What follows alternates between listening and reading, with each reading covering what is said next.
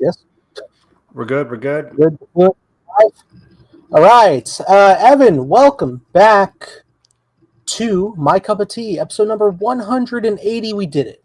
180, the big 180. It seems, I always say this with every episode. It seems unbelievable that we've gotten this far, but that's amazing. I'm happy we got this far. By the way, I should have said this off stream, but I Yeah. didn't get your tweet for the show. Um, Granted, Ah, I did mute is it a lot because of things. sure. I mentioned Stranger Things and Maybe that's why. it. Welcome to. I just I wrote out the titles. I stopped using hashtags because they don't matter anymore. Whatever you search up is whatever pops up on Twitter. So Can you post that in the DMs for me? yeah, I got you. Onto Um, Twitter. on Twitter, yeah. Word, yeah, Or, I got or, you. or on Instagram. I don't care. Yeah, I'll see it. Right on. But yeah, this might be episode 180, Evan, but there's no turning back now. Stupid.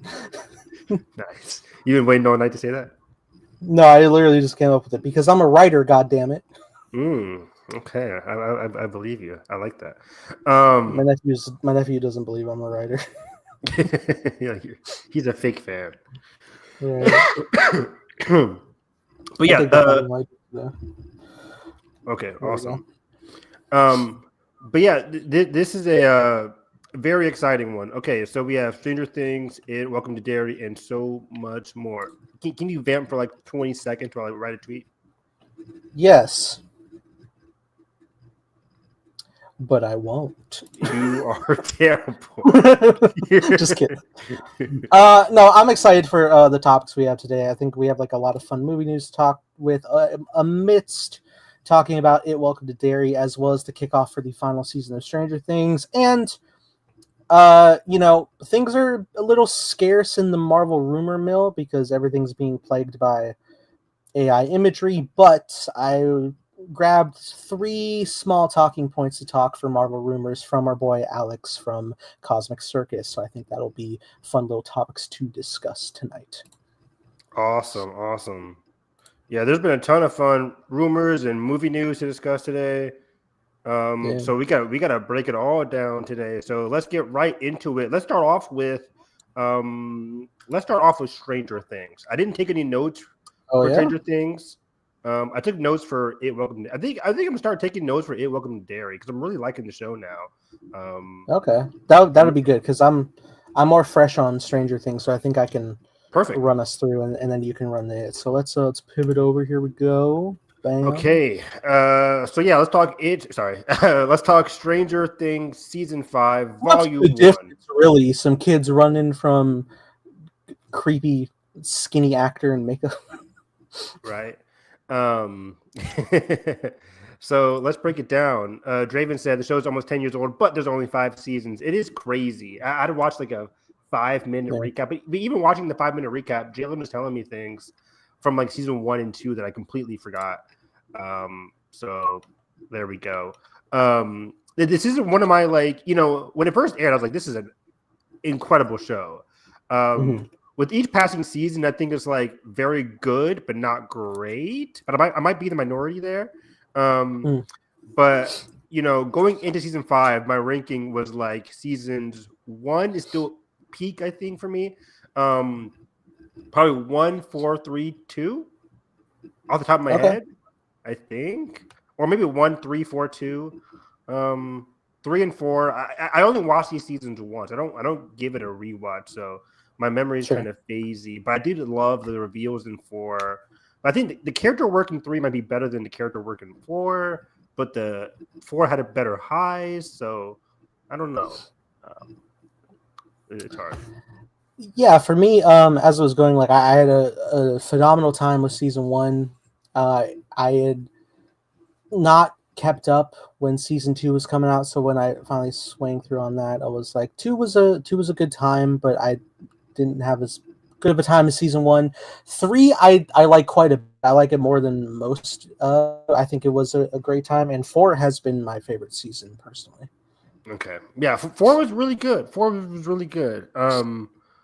Like the Max scene is just iconic. And some of the Yeah, stuff with Elle and Henry was really strong at the end of 4.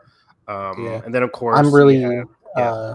really big fan of Jamie Campbell Bower. I think he's phenomenal whenever he's usually he does like a lot of like gothic work, whether he's in like Sweeney Todd or Twilight.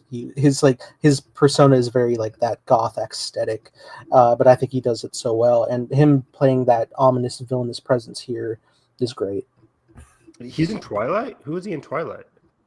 I think he's one of like that, like the vampire hierarchies. He's like one of like the side heads. Oh, good for him. Don't remember those movies, but yeah, let's break down what were the big moments and like favorite moments of Stranger Things season 5 so far. We only had the first 4 episodes, volume Mm-hmm. 1. The next batch comes out on Christmas. I think just 2 episodes, or I don't know how many Yeah. episodes. 4 episodes. I don't know. Yeah, I'm not sure. I'm excited. I got tickets to see the finale in theaters, so Nice. that's gonna be a good Is the time. finale on New Year's Day, right? I think some theaters are double billing New Year's Eve and New Year's Day. But so far it's just my theater for New Year's Eve. Like it's sold out so fast. They're adding more show times for that night because and every time they add one, it sells out. Like it is packed that night. Should I do that? What am I doing New Year's Day? I feel like I'll be busy. Oh, Aren't you people gonna watch usually busy fireworks? on New Year's It's Day? really just fireworks, isn't it? Like who's like really throwing the party I hate for New Year's fireworks. Eve? 11 went off with the Super Kids and they were never brought up again. Well, they were brought up again, Until now. Until now. What I hate is that like people are like, "Oh, I told you this wasn't I told you this was an important episode." Like what are you talking about, Evan? I'm watching Endgame. Thor: The Dark World was always important. What are you talking about? like it's a weird thing to be like, "I told you this was gonna be important." Like no shit. Like I never thought it was a completely throwaway episode, right? Like I don't have pilot. Oh god, I don't have that much lack of faith in the writing of like the writers of the Dupper Brothers or whatever. Like I have confidence that every episode means something. So while I was surprised that she's here, I wasn't completely surprised that episode meant something. Like this isn't Game of Thrones for me, where it's like you have a throwaway episodes in the finale. Like I'm pretty confident in the Duffer Brothers to bring back stuff. It is the final season. That's kind of what you have to do to bring back stuff. I still think that episode that she was in wasn't a good episode, but it was still like, it was a fine episode. I didn't hate it as much as everybody else hates. Like this was useless and a horrible episode. I didn't think that. I was like, okay, that was cool. Move on to the finale of season 2, whatever.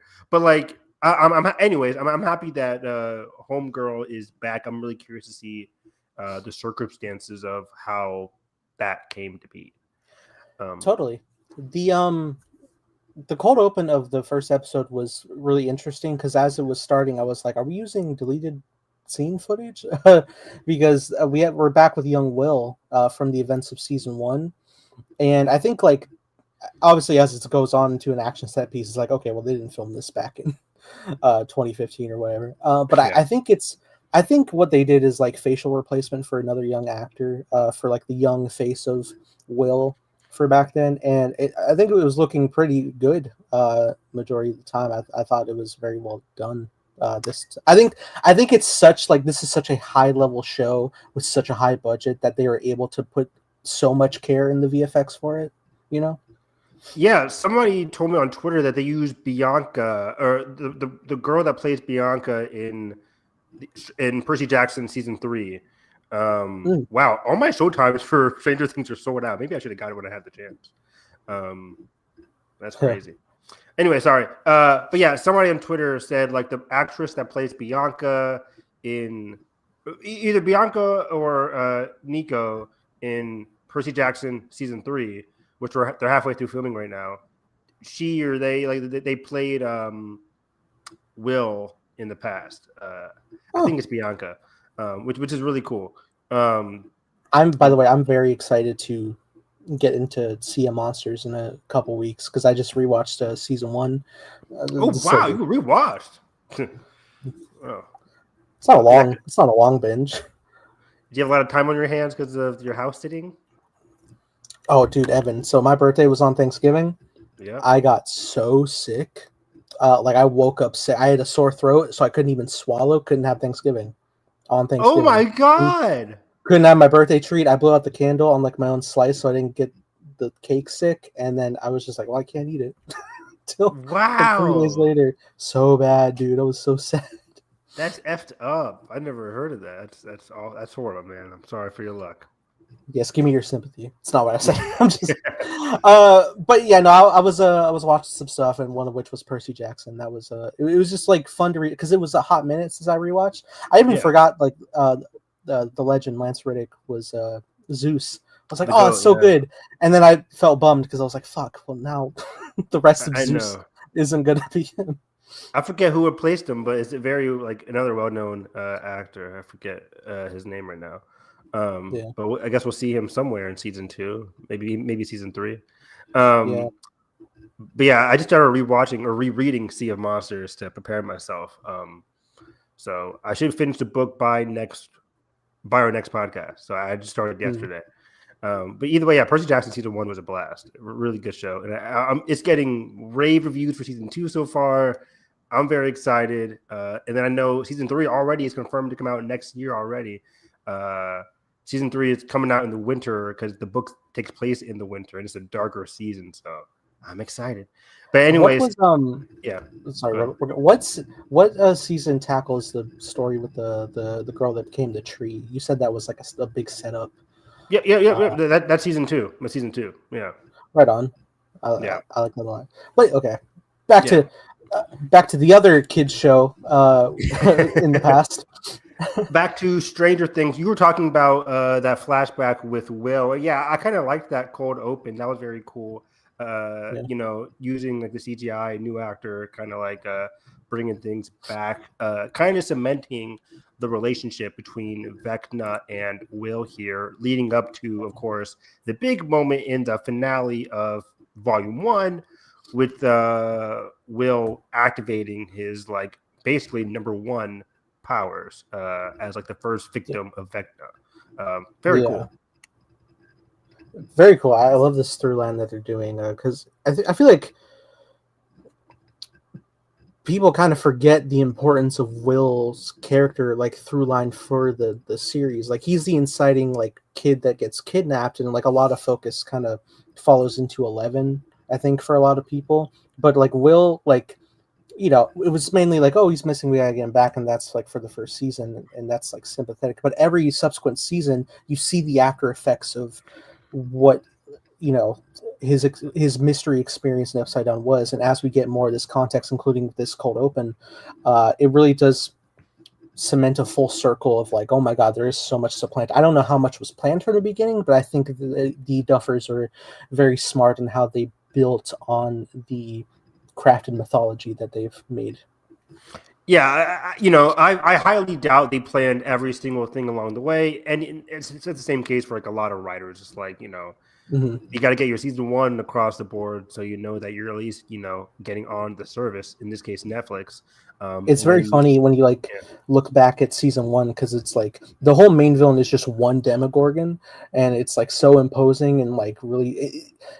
It's funny, like that was like such a big like, oh my god, scary thing to combat, and not to say like they're not, you know I think they're even more stronger now because like Steve's like knocking yeah, him down with a bat in season 1, and out here we're doing like shotgun blast, and it's tricky to get to that, and they're not even the biggest threat right now. right. That's crazy, like craftsmanship of threat for the story. I agree. Yeah, great escalation of all like the bigger threats. And we saw in season 2 like the big threat like in the Upside Down, and then season 3, it gets progressively crazier and crazier. But yeah, I think it's been very smart, and I think overall they've been very smart in terms of like making Will the focus of this story, where this L is like the main character. Like we can't forget L as in season 4. she is like the chosen one of the narrative. She is the one that has like the best capabilities to defeat Vecna. I don't want that to get lost, but on the other hand, Will is also a little bit less than equally important than L. He is vital to Vecna's defeat, and I think the volume 1 is like showcasing how Will is still very important. His connection, his lingering connection ever since the first season has been very important. I think it's good to emphasize this because season 4 was really like 80-20 L focused. Will, if I remember, didn't have that much to do. He came back from like, they came back from like San Francisco or wherever they went from like the West Coast or whatever. Then they came back, and like Will didn't have too much to do. Again, from what I remember in season 4, it was mostly Elle and Max and the gang were doing their things. So I like that we're exploring Will's like his crush on Mike, and everything going on there. Do you want to touch on that? Yeah, I've been loving the found connectivity between Will and Robin and how they're two queer individuals who have to remain closeted because it's the 80s. And, as fondly as people look back on pop culture wise in the 80s, it's very bad for LGBT people back then, just with everyday living. So I think it's very nice to showcase these characters and like, them especially bonding of like, well, how did you know this person you were into was also like this and whatnot. I think I especially love like later in the 4th episode when Robin's like telling the story of like looking for the connectivity in someone, but then finding like the proudness of like who you are on the inside, like truly. I think it's wonderful, and just seeing how Will is like growing through that, no longer feeling of isolation. I like it a lot. I like Will and Robin's relationship a lot. It was a very big highlight of season 4. I also defend Robin's character. I know some people don't like Robin's character this season. They think she's too weird. This is her every season. I'm not getting that vibe. Yeah, people are saying she's crazier than she was in season 3, or whatever. Or like she's too fast spoken, at least in this season.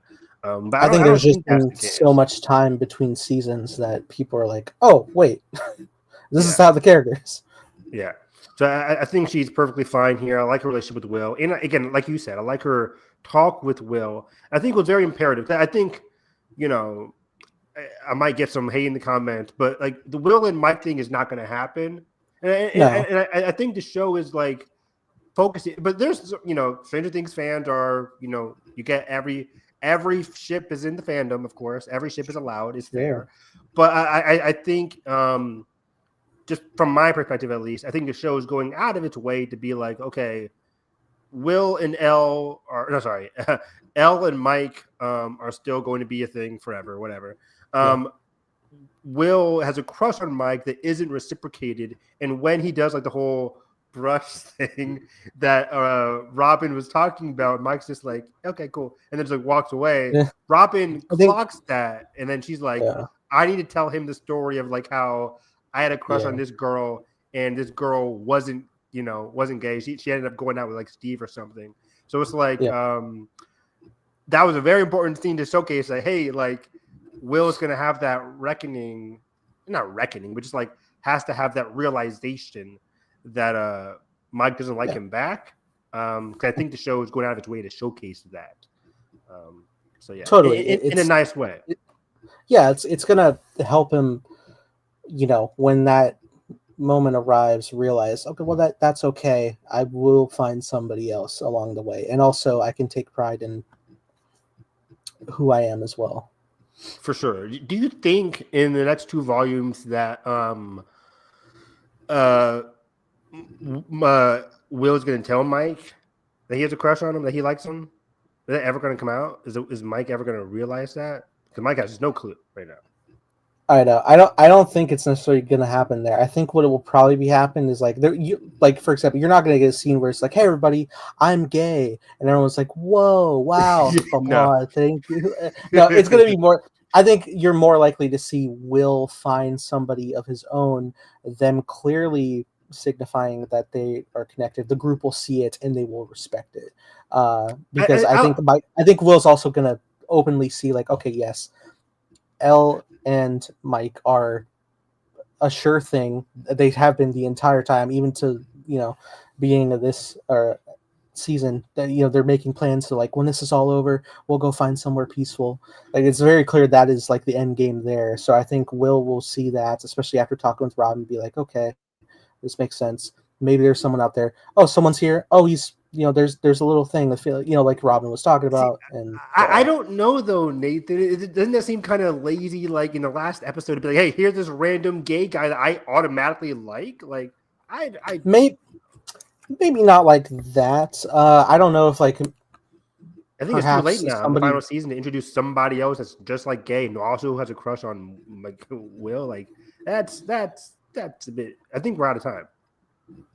Maybe I don't know. Granted, these run times go a hell long if they need to. I don't know if it's like the apocalypse. Like nobody's coming into Derry. I mean, into this place with I think they know everybody. I think they know everybody who's in this town by now. That's true. I guess I'm just kind of like framing it similarly how Robin found her girlfriend last season. True. Yeah. Was Robin's girlfriend in season 4? Yeah, she was. I think she appeared in the first couple episodes, and then after like a lot of it went down, and like the town was rebuilding and like having like resource centers. Robin met up with her there, and their connection hit off. Got it. Okay. Cool. So yeah. So that was cool. So yeah, I'm just curious. I think at some point, in my opinion, I think will tell Mike. But like won't tell the group. It would just be like a one-on-one conversation kind of thing. I don't know. I don't know how to go about. I mean, right on. I wouldn't mind it, and I think, as awkward as Mike can be, I think he's going to respect Will about it. Yeah, he's not gonna be like, I have a crush on you. What do you think, buddy? It's like, no, he's just be like, cool. I just wanted you to know that. I need to get it off my chest, type shit. Yeah. But yeah, he'll tell him in D&D terms. You're the wizard. I'm the witch. Flip it around. No, I'm kidding. Look, I tried to roll a 20 and I got a 6, and that just happens. But yeah. Besides that, I like the stuff with Max. Max is easily the best character in the show for me. I love great Max. Revelation of what's happening. Great reveal. So yeah, we have a couple of different things going on here in terms of like setting the stage with all of our characters. Yeah. We have Steve, Jonathan. Steve, Jonathan, Nancy triangle. Yeah. Which, by the way, I really did not like. Who do you want together? What was going on there, Nathan? I'm so shocked. I'm like, we're in the final season and we're doing like boy competitions on like Steve doesn't like Nancy. So what's going on here? I think Steve does like Nancy. I think that's clear by his actions and his reluctance to admit it. Jonathan has been going out with Nancy for like 5 seasons. This is true, and Jonathan has a right to be annoyed about this. 100%. So, like, what are you writing this for? What is happening? I hate it. I'm like, me. I don't like love triangles, really. Nancy doesn't like Steve at all. Like, so what is happening? It's like it's a random guy. Not random guy. I like Steve a lot, but like it's him is looking into Jonathan and Nancy's relationship, and then sorry to interrupt, but he had the nerve to say like, should we stop by and give roses to Nancy because she's feeling bad? And Jonathan's like, I don't think she'll fuck with that. Like why are you telling me how to treat my girlfriend? Fuck off! Like, what are we doing here? I am quite taken aback of like when I started this season. I was like, not as having much fun with Steve as I usually do, which is weird. But I think like they've been like putting in like crumbs of like Nancy giving like 2-second glances at Steve on occasion. Like they did one here where like they're overlooking a map and Steve like leans in too close next to her and she like looks over for a second. Things like that. And I'm like, all right, I see what you're doing, show, but also I'm like, I don't know that they're just trying to frame it of like Jonathan's like moving too slow in developing the relationship. I don't I don't know if they're Is he doing moving too that. fast? He has a ring and shit. Like, what do we? That was also stupid. Which wasn't that is weird. I'm like, first off, I'm like, how old is everybody? Secondly, I'm like, that's Murray pushing this for some reason. Why is Murray pushing? Like it's one of those things, Nathan, where it's like, okay, the fans really loved the fans really loved the Jonathan, Nancy, Murray, like dynamic when they first met. Like that was a very funny sequence for a lot of people in the fandom. So now, like, whenever Murray's here, he has to bring up their initial connection, which is all about like their relationship. So it's all about like, hey, you should be putting the ring on Nancy. It's like, okay, we don't need to keep on doing that. Let Murray be Murray. Like, what are we doing? There was a season where Murray totally like urged them to sleep together, and I'm like, that's weird. And yeah, and now like when they first met or something, yeah. And now he's pushing. I understand like they're trying to frame it of like he's trying to like be the wingman of Jonathan to like help him develop, but like it's quite odd that Murray is so invested in these children. Really weird. Like Murray, take this shit seriously. Yeah, and I know he's like a comedic fan favorite, but like that element, I'm like, we don't need to do that. We don't need to do that. So yeah, the whole relationship thing, I'm like, they're racing to get up to the tower. Like, stop it. This isn't like. And like Jonathan is very clear in his mentality of like, look, pushing this shit right now with what she's going through is a bad idea, and I'm so afraid that like the writing's going to be like, I guess I'll do it, and it was a bad thing, and Nancy's going to be like, this isn't working. I'm going to go find solace in Steve. I don't. Oh, don't you dare! I don't want it, but That's the one thing I'm scared about. Yeah, you know me. I'm not usually like thinking the worst. Yeah. The plots to come, but like I could see it, and I don't want it. I would walk out the theater if I had tickets to go if that happened. It's crazy because, like, you know, as annoyed as we are about it, there are a lot of people that want to see Steve and Nancy together. Like, there's a lot of people, which is why I'm afraid of the possibility. Yes, there always will be. Gosh, I mean, again, if you're in the fandom, you have your ship. I respect it. You just at certain points, there's like writing on the wall for certain things. I don't know. It's like still being for Harry and Hermione in book 7. It's like the writing's on the wall. It's not happening. I respect it. It's not happening.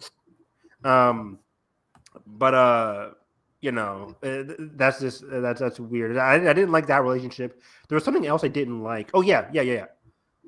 So you said you didn't like Steve as much this season. Let's dive into that. I like outside of the whole Nancy stuff, his relationship with Dustin, right? His name is the main kid's Dustin, right? Yeah. Yeah. I actually like this. He is being very parental. He's being very parental to Dustin, which has been happening like over the course of their relationship. But I've been liking Dustin a little less this season. Okay, so I think we're in an interesting seesaw this season. Yeah.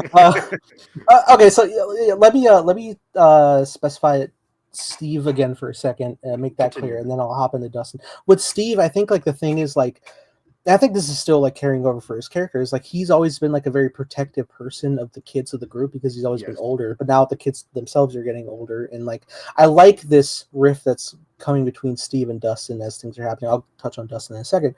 I think it's just like with what I'm seeing from Steve is like that's an interesting part of the dynamic I like. But then I go into like the feud with Jonathan that I'm not into, and then every other in between cracks with Steve is just like, you know, the fucking like we'll explain something. It's like English, please type of mentality. I hate that. I agree. Yeah, come on.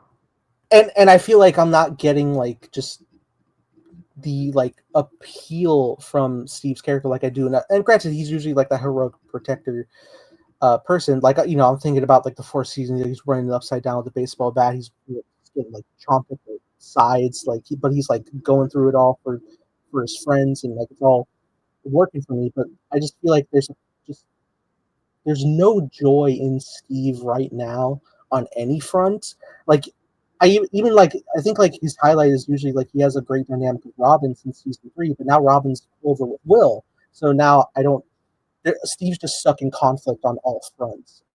And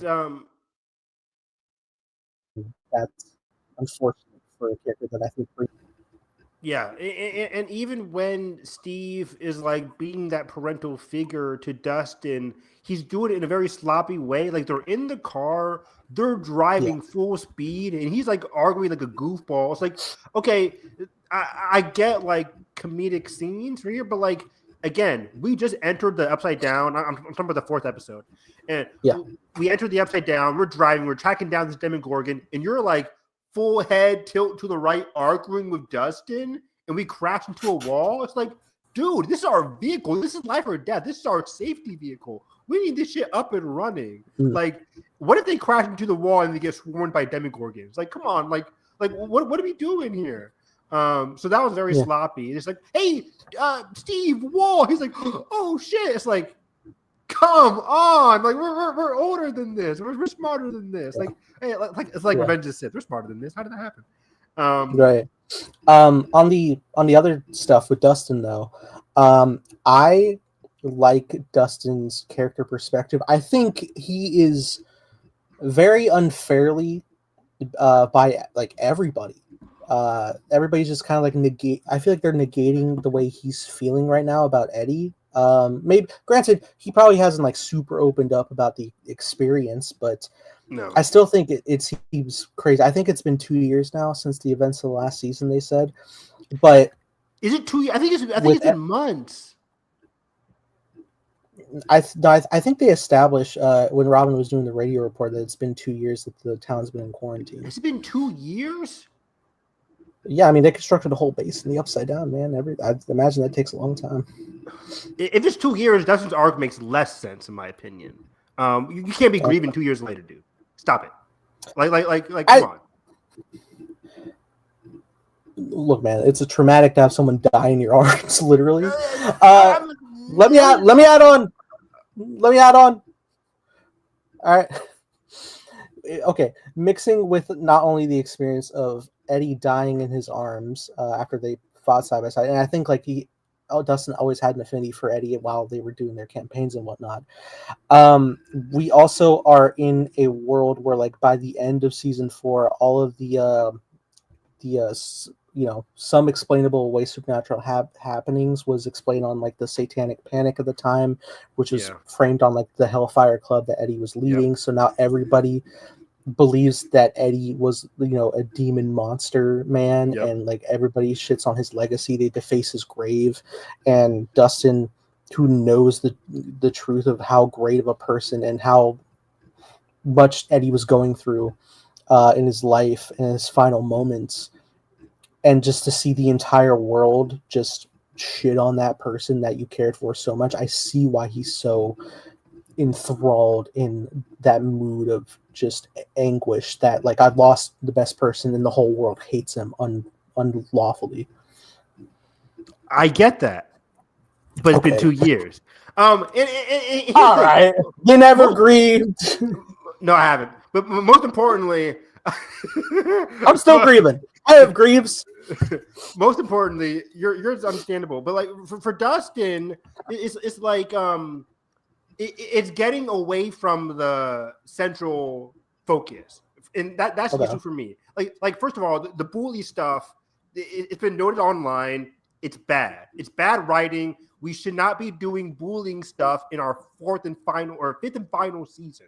Like, especially during the apocalypse. Like, here's how, and I hate doing this, but like, here's how I would have wrote it. Everything you're saying, Nathan, is exactly correct. I understand completely how Dustin feels. But how I would have wrote this is the whole world's against him. You can keep the whole grave scene. Just take away the bully aspect, right? Just like have the whole grave scene. You see all the graffiti on it. People walk around the school pointing at his thing, making fun of it. Cool. We don't need to zero in on like 3 random bullies that he's been having progressive problems with. Take away that storyline completely. Just have the audience aware that like people are defacing Eddie's legacy. He goes to his legacy. He goes to his grave, wipes off the graffiti, puts some flowers, gets back to the mission. It just seems that he was so unfocused, especially when we're going to like the fire. What was it called? The crawl. They were doing the crawl, and they needed Dustin because for some reason, however many years or months it's been, people still don't know what Dustin does, which is crazy to me. It's like, oh, well, Dustin knows how to do it. I don't really know how to do it that well. It's like, come on. Like, that's really bad management on their end. But anyways, so they're kind of blanking out. Hopper goes missing. They're having trouble tracking things down. And Dustin is like MIA. Why? Because he's getting beaten up by bullies because he put a snake in their locker for some reason. It's like, I understand you're getting bullied, but like by you instigating it some more and then just like being surprised when you get jumped at, like his, like, what do you think was going to happen, Dustin? They're going to ignore it? Like, they're going to follow you. They're going to beat you up. So like, stop antagonizing it. Yeah. Especially after like he gets antagonized initially. His friends come in, pretty well defend him. That could have been it. I don't think they come to his grave after that fact. They come to his grave because Dustin eggs it on even more by putting a snake in their locker.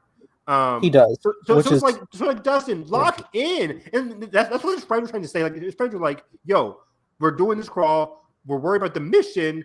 I don't think they were being mean towards his feelings. I think it's like, hey, we all grieve too. We get to focus on the mission, the life and death stuff. Eddie's already dead. Like, we got to focus on saving the world, and you're over here messing with bullies. Like, what are we doing here? It felt like an unnecessary distracting from the narrative. It's like, come on, Dustin, lock in. Do you kind of get the feeling that maybe that was only plugged in to remove Dustin from the 100% of the girl? 100%. Okay. That was 100%. Like, once I realized, like, oh wait, Dustin doesn't know how to do this. Hence, they had trouble tracking him. Hence, they couldn't track down Hopper in a more efficient way. Like, yeah, it made sense why Dustin was there. I know I see you're against the bullying plotline. But it has been used last season, very like prominently. Like that was a whole leading thing because again, like this, the scare of like the Satan and shit. Yeah. I like that. Yeah. Well, yeah, it was interesting. It's literally the reason that Max is the way she is because they crushed the Walkman and couldn't get the music. Yeah, it's crazy.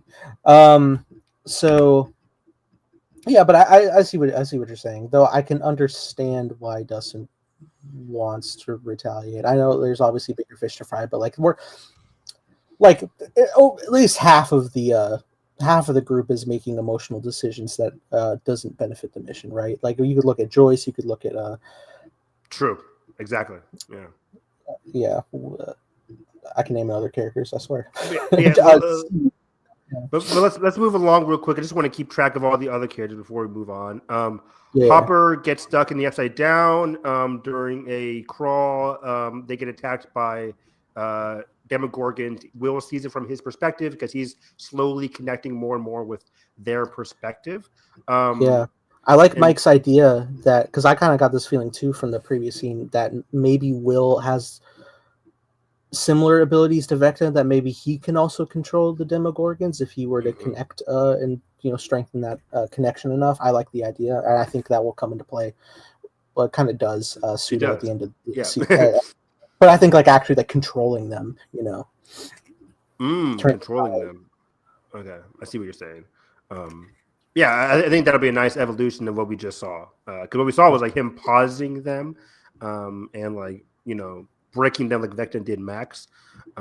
So that'd be really cool. But yeah, I like also one of my main criticisms for this season is that like it felt very derivative of like certain relationships felt very derivative. Like the whole.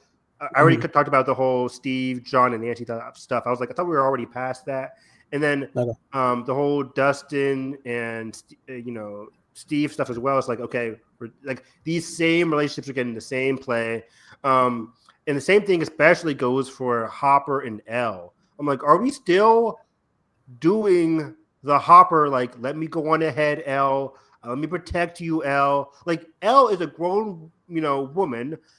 Especially in real life, like we have to like still do this whole like fatherly, like I need to protect you. Let me reference Jane for the 100th time by now, and Jane, then what isn't Jane 11 or his daughter? His daughter that died. I forget her name.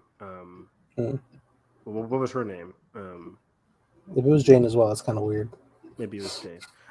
But either way, so so that was like it took 4 episodes for that plot line to get resolved. But like at the end of the 4th episode, he was like, you know what, Elle, I trust you. You go on ahead. You do the whole jump with the thunder shit.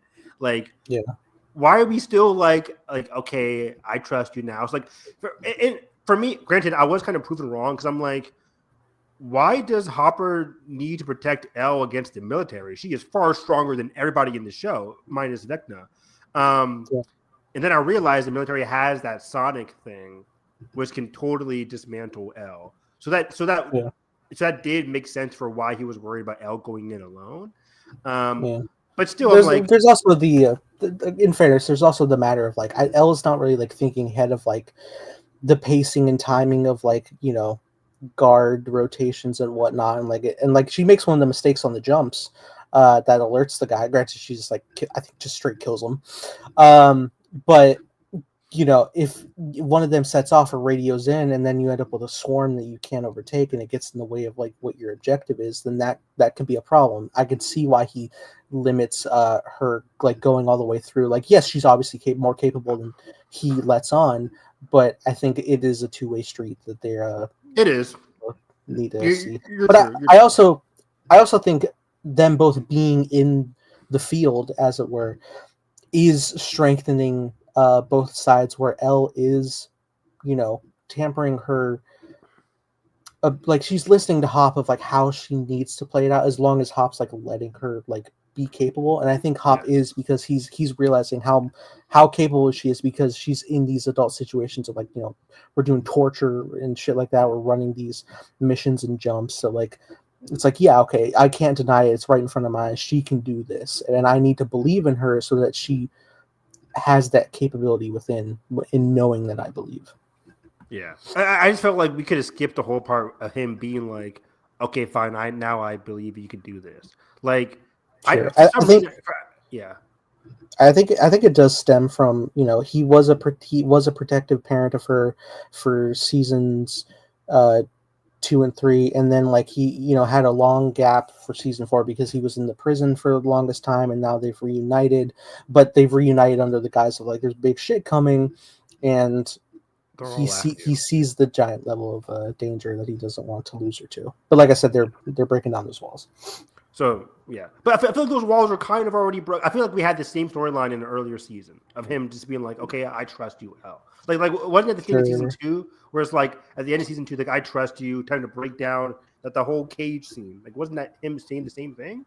Yeah, I think 2, he wanted to keep her hidden as well. That's true. I think it all escalates, right? I think it escalates from the level of power danger that Vecna opposes, and also the larger manhunt that the military is currently pursuing. Because Elle is like literally being actively hunted by a whole task force right now. So I understand his trepidation. Like, she makes the mistake to like, I know she's trying to save Holly and everybody, but like she rides in the car, doesn't even duck under a seat, and now they got photos of her, so they very messy. What else real quick? Speaking of the military, I like that they have Terminator. What's her name? Linda Hamilton. Linda Hamilton. She's cool so far. I'm curious to see if she extends beyond being the basic military lady. But do you think they're going to do a flip where like she seems villainous, but she's actually like a key partner to it? I hope so, because I hate the basic like, we got to track you down and that's my character. I'm like, hopefully there's more to you. For sure. I did notice that back when they released the clip of Elle training, as it were, people were like having like Tross complaints of like, training montage, she doesn't need it, like why do we have to prove the power? But in context, she's just trying to get the timing right for a heist. Like, I mean, it's fine. Yeah, I still contend you could have had that exact same scene without the training sequence. It would have been fine. But it does come back to play. It is a nice parallel. I just hate training sequences with every bone in my body. I hate training sequences. So it's like, okay, we get it. Elle is stronger. Do you like it if it's like 45 minutes of Luke on the swamp? That's funny because Jalen and I was going on a full rant. I had to pause it after that Elle training sequence. I was like, why are we doing this again? I get Elle is stronger. What you said though, like, 4 episodes later when they're doing the heist thing. It's like, okay, that makes sense. But like Yeah. in the moment, I'm like, we don't need this. Audiences can get like via a time skip that like L is stronger. Luke training with Dagobah, that was very pivotal because that was the first time Luke had come to terms with his powers. Like, initial training sequences are important. This happens in anime all the time. It's like you need to show a baseline, right? Like you need to show a leveled up baseline. For Elle, we saw that in season 1 through 4, especially in 4. We saw how powerful she is. Like we know what she can do. She brought down a helicopter. She can do anything. But like Luke with Dagobah is fine. Avatar: Last Airbender and trains a lot. Like initial training works. But like if we're in the final season and we're still doing stuff like with Rey, it's like Rey like did all that shit against Kylo in Last Jedi. Yeah, I know she's strong. I think what it comes down to make like a good like palatable training is like I think when you get stuff like the Tross training or like this, like it's like do this rapid setup puzzle thing that you run through this course, and then that shows to the audience like, oh well, she just done it 100 times, so she's up at this skill set. When in actuality, when we look at something like Empire Strikes Back or Last Jedi with Luke or Rey, it's not just like, oh, we're increasing the strength and power. It's like, oh, I'm fundamentally changing within my own character from these experiences and like the wisdom bestowed. Yes, like the good. That's a good point. It's a great point because like usually the best training ones are like a mental kind of thing, right? Like where your character, your internal character arc is changing. If it's just for like physical power ups, it's like, why are we here? This is the fun part of like when you watch a Rocky movie. Obviously, they have like the long fun montages, but ultimately the only way Rocky comes on top is because all of his friends and family are bestowing within his mind of how he can keep moving forward through it. 100%. So I like that. I like the whole chasing with the Demogorgon in episode 2. That was really gnarly. Yeah. But besides that, I think let's. So I guess like one more thing is like the whole Henry stuff of luring in under like the guise of like being Henry is very captivating. Very great. Loved that stuff.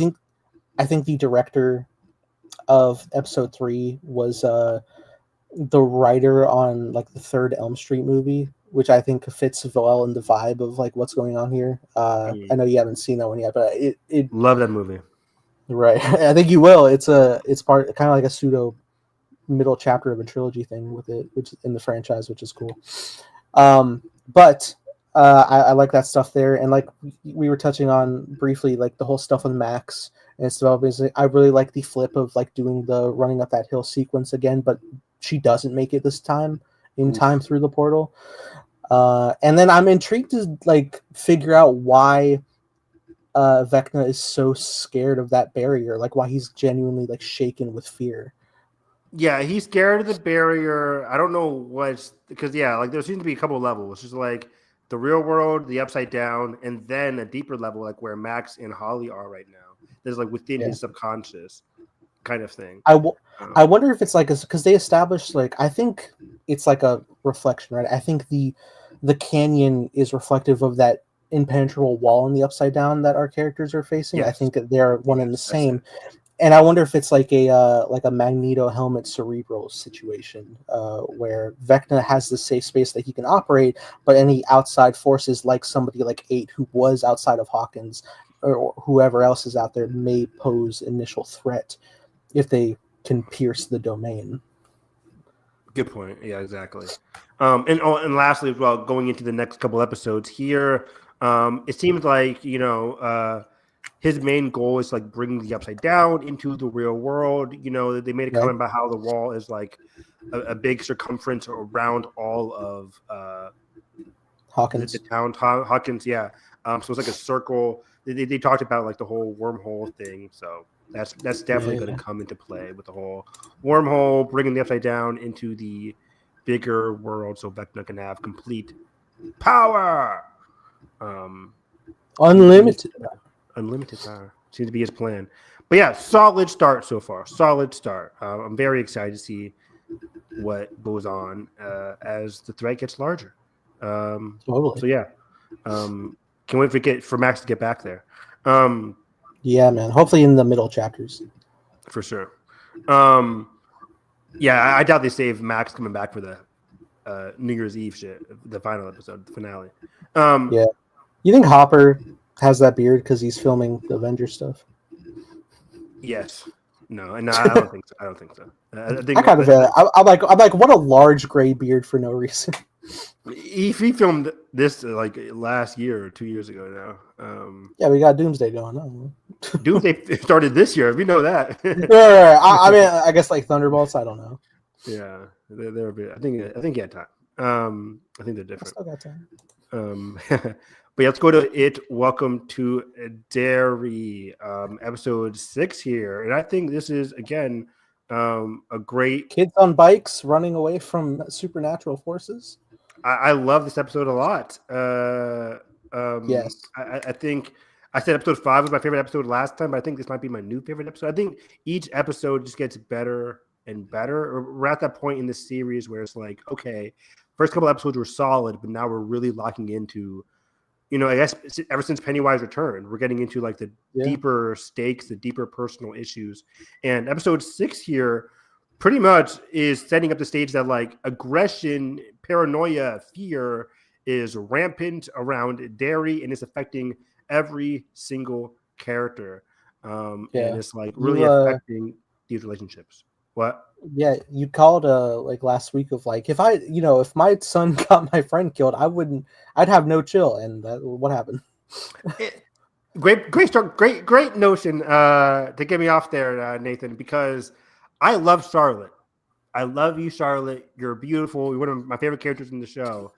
I agree completely with Leroy in this situation. If my son ever, after I killed my own friend, if he ever said, I used to think of my friend killed, bop, bop, like you're getting slapped. You're getting slapped. I don't care. Well, Charlotte's like, well, you hit her, you hit our kid. It's like, you're lucky I just slapped him. I hit our kid in the 60s. I'm not condoning the hitting. Yeah, but like some kids need to get like that was a very big style. Like, granted, like I wouldn't like push my kid to the floor. I get it. It was a bigger yeah. Fuck. But you know what I mean, like. but yeah, like okay, Charlotte, you have to understand that was out of line from Will, out of line.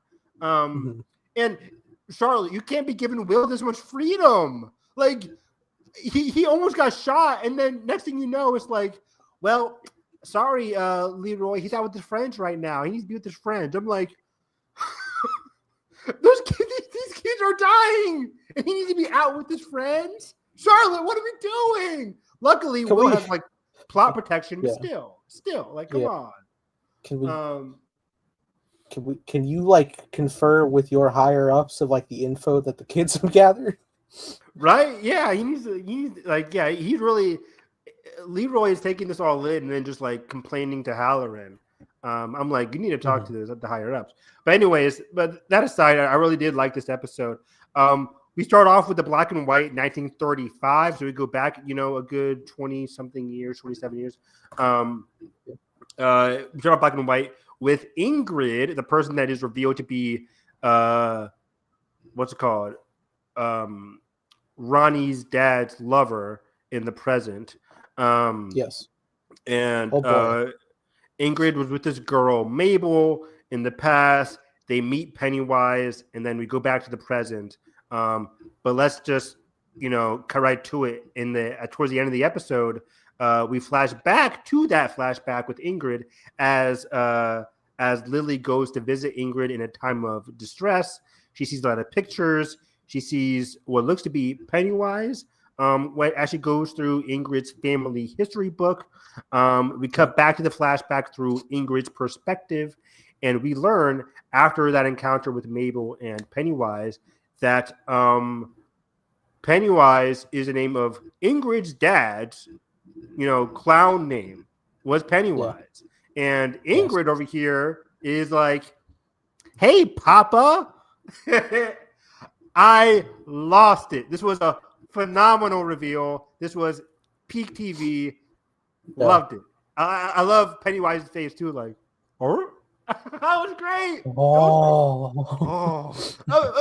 Let me bow down to the motherfucker that is Bill Skarsgård, man. He is fun. He is fantastic. He's so good in he this is. show.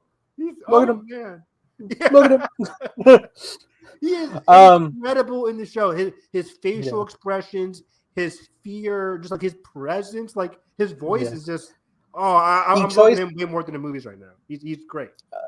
He's mastered this role perfectly. The choice to have those scenes in black and white, but the eyes glowing gold, very cool.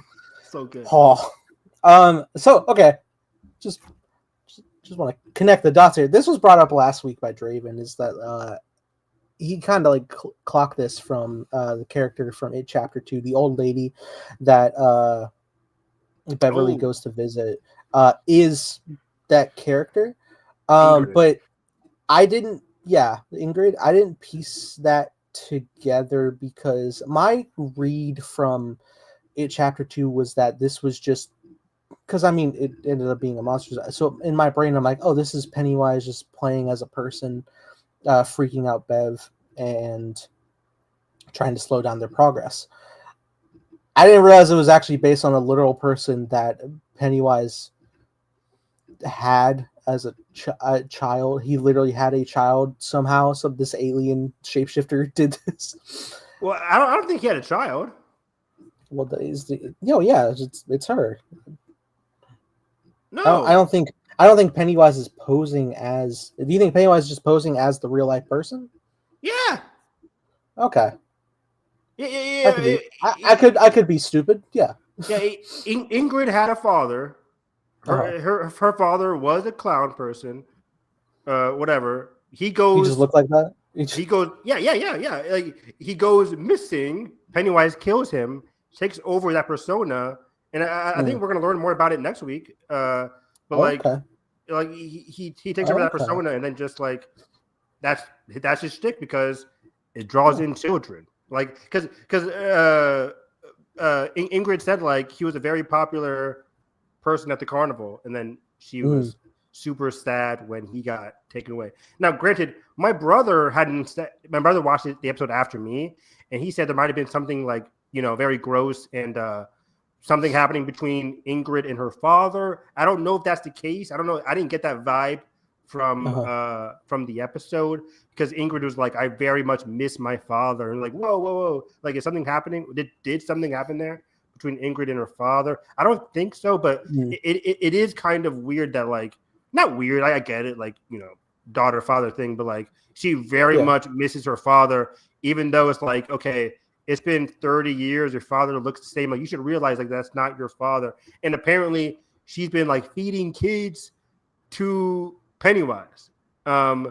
Because as she's talking to Lily, she said like he only shows up. I can only see my father when when I draw in like certain kids. Like so it seems like she's luring kids to see and that's why Pennywise has kept her alive for so long, right? Yeah. Like she seemed to be luring in kids. I have in my notes here. Ingrid was the one in the cemetery dressed like Pennywise. That was also a cool reveal as well. Loved that because she's looking for signs of her father. Her father, that's the name she says. Her father, Bob Gray, was a carnival performer. Called himself Pennywise the Dancing Clown. And then she said he was taken from me. And that's when we flash back with Mabel and the kids.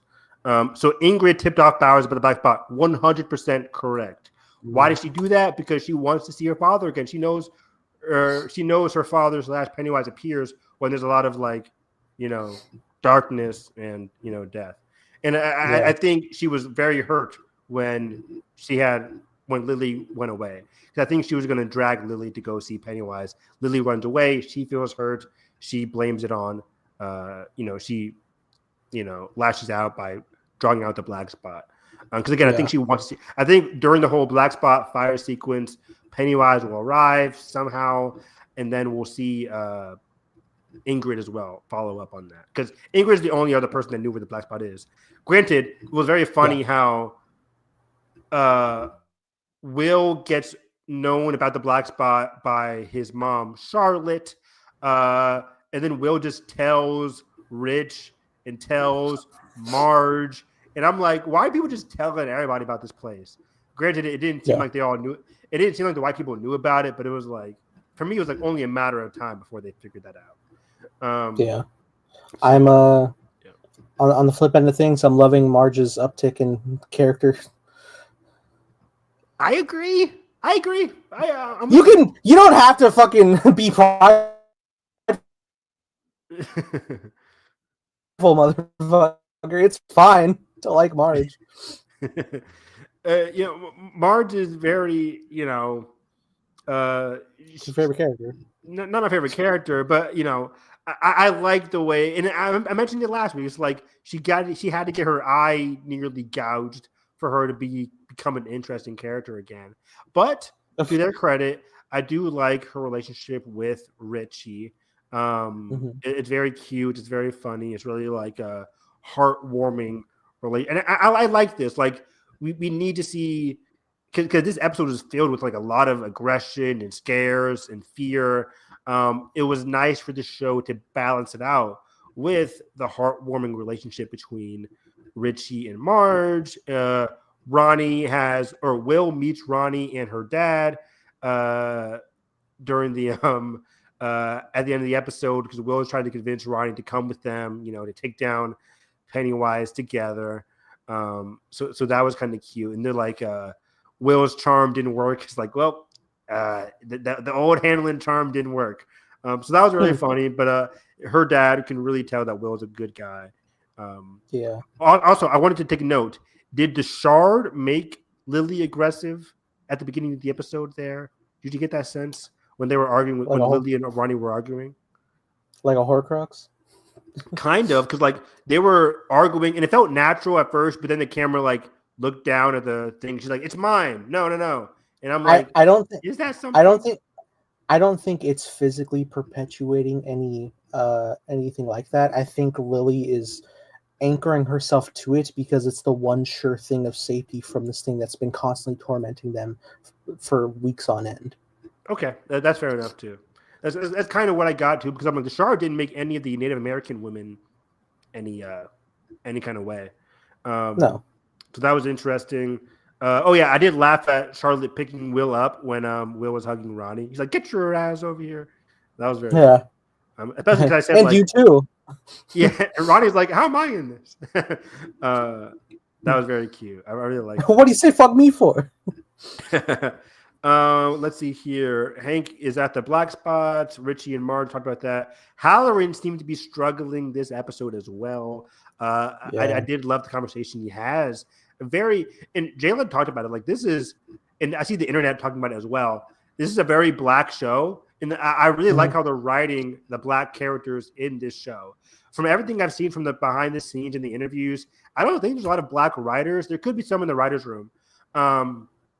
But whenever I'm watching the behind the scenes at the end of the episode stuff, it's mostly like Andy and some of the other producers, white producers. Barbara, yeah. But and some of the directors on hand. But like I really like the conversations that Will has with his family, and especially what Halloran has with Leroy every single episode now. They have a great like heart to heart where Leroy Hanlon, the dad, is like very focused on like revenge and wanting to find it. He's very, and I said this last week, like he's very driven now. His friend just died, saying like, "Please take out this bastard in Pennywise." And on the other hand, Halloran is feeling very traumatized. The box is now open, he says. He kept all these demons bottled up. And now the demons are out and he's stressing out. And I feel like it's only going to get worse for him as people close to him are, in the line of fire per se, with everything going on at the black spot, as more people are going to die there.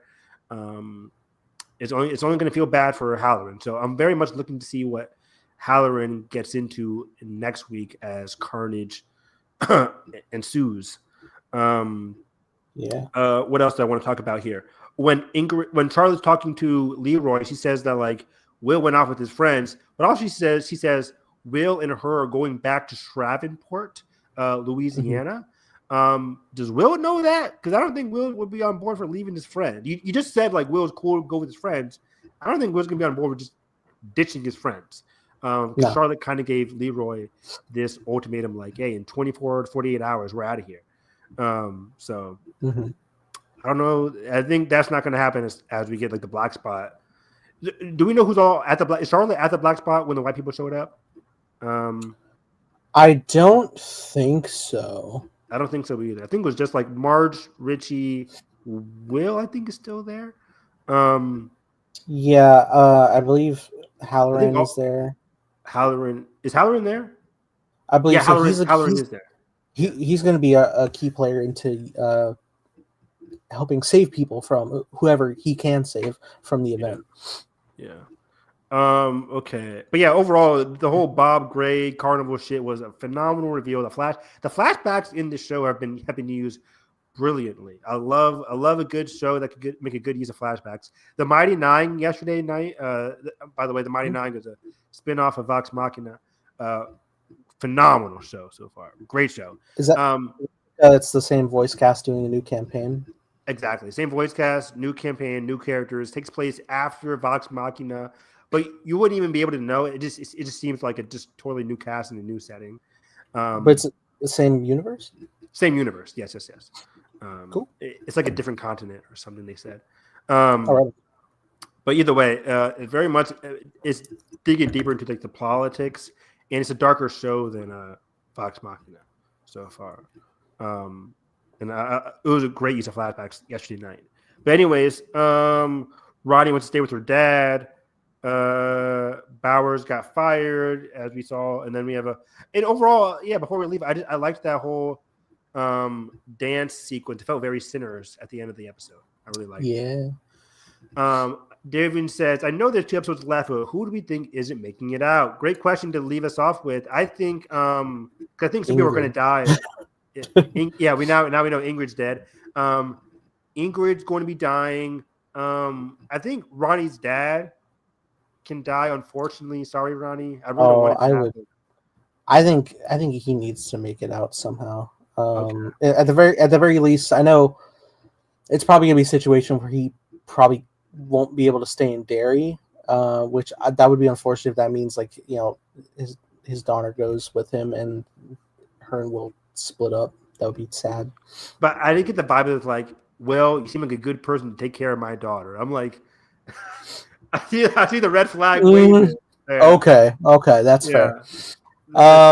Like, I really don't want it to happen because I'm with you. Like, I really like Ronnie, and her connection with her dad is very heartwarming. So after the initial first episode, I don't think any of the kids are dying. Personally, Will's fine. We know Will's fine. Yeah, I think until he's not. Until he's not. Yeah, I think Ronnie is fine. And then Richie. I guess it comes down to Richie, Marge, and Lily. Lily's the main character, so I think she's solid. I think Marge already had the brush of death, so passing that, I think like her assumption of her having a chance of death, I think that's passed. I agree. Does that leave Richie? Richie's doing. I can't have Richie die because him and Marge need to end up together. I agree. I would put Richie at the top of the list. If one of the kids had to die, it would have to be Richie. He's that comedic relief character that like has no real like flaws. Like he's just like a character that like everybody loves. So if he does die, it would be very tragic. I think is he the one instance of like a home life we haven't seen? That is true as well. We haven't seen like I guess Marge as well, but you know. Yeah, Marge at least has like that tight relationship with like Lily, and like you said, the brush of death kind of like saves her from a narrative perspective. But yeah, I think I'll say Ingrid, Ronnie, and Richie. I guess. I think Charlotte is fine. Will's mom, Charlotte, is hopefully fine. Where do we think we stand on Rose and the greater people? Ooh, yeah, we didn't see them at all this week. I think they're going to be absent from the Black Spot massacre that's going to be happening. Okay. Hopefully not massacred. I think all of her like her people will still be around because Mike Hanlon in the future in the chapter 2, he's going to be meeting up with the people to get knowledge about Pennywise's origin. Okay. Good reminder.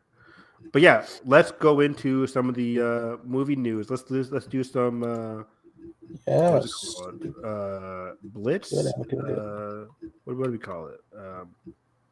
Ballroom Blitz. Ballroom Blitz. But let's start off with this came out a day after our podcast last week, as it always does. But the Monarch prequel. I think we talked about this off air, but I don't know if we did. But Monarch Legacy of Monsters is not having a season 3. It wasn't on one of those like list of upcoming seasons.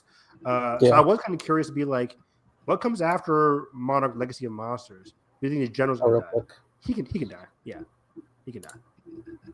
I get the feeling Lily's going to end up back in the asylum. I hope not.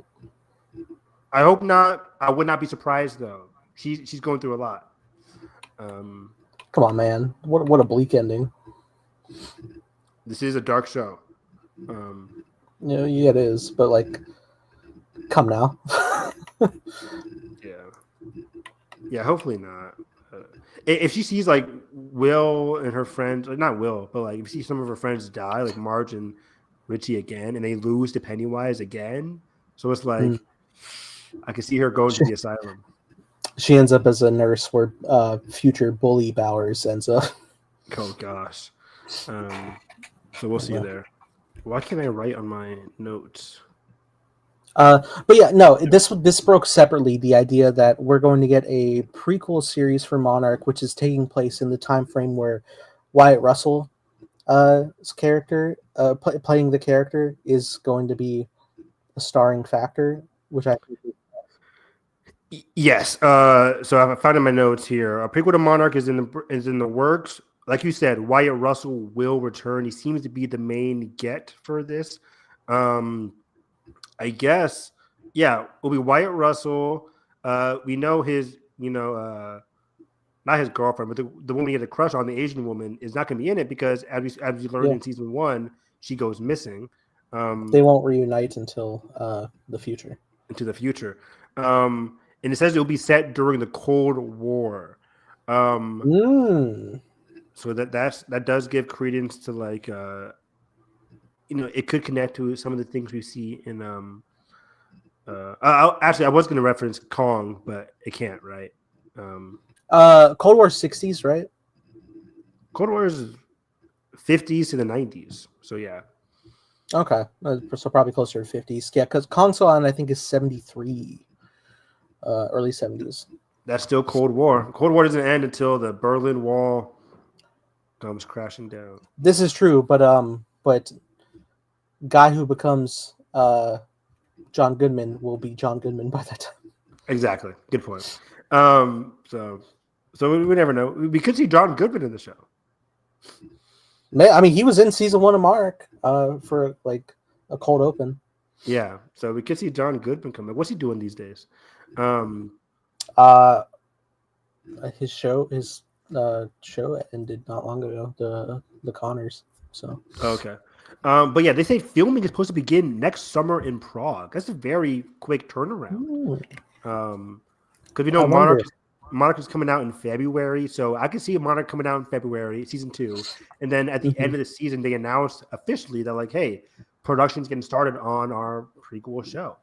And I'm curious to see where the flashbacks go in season 2.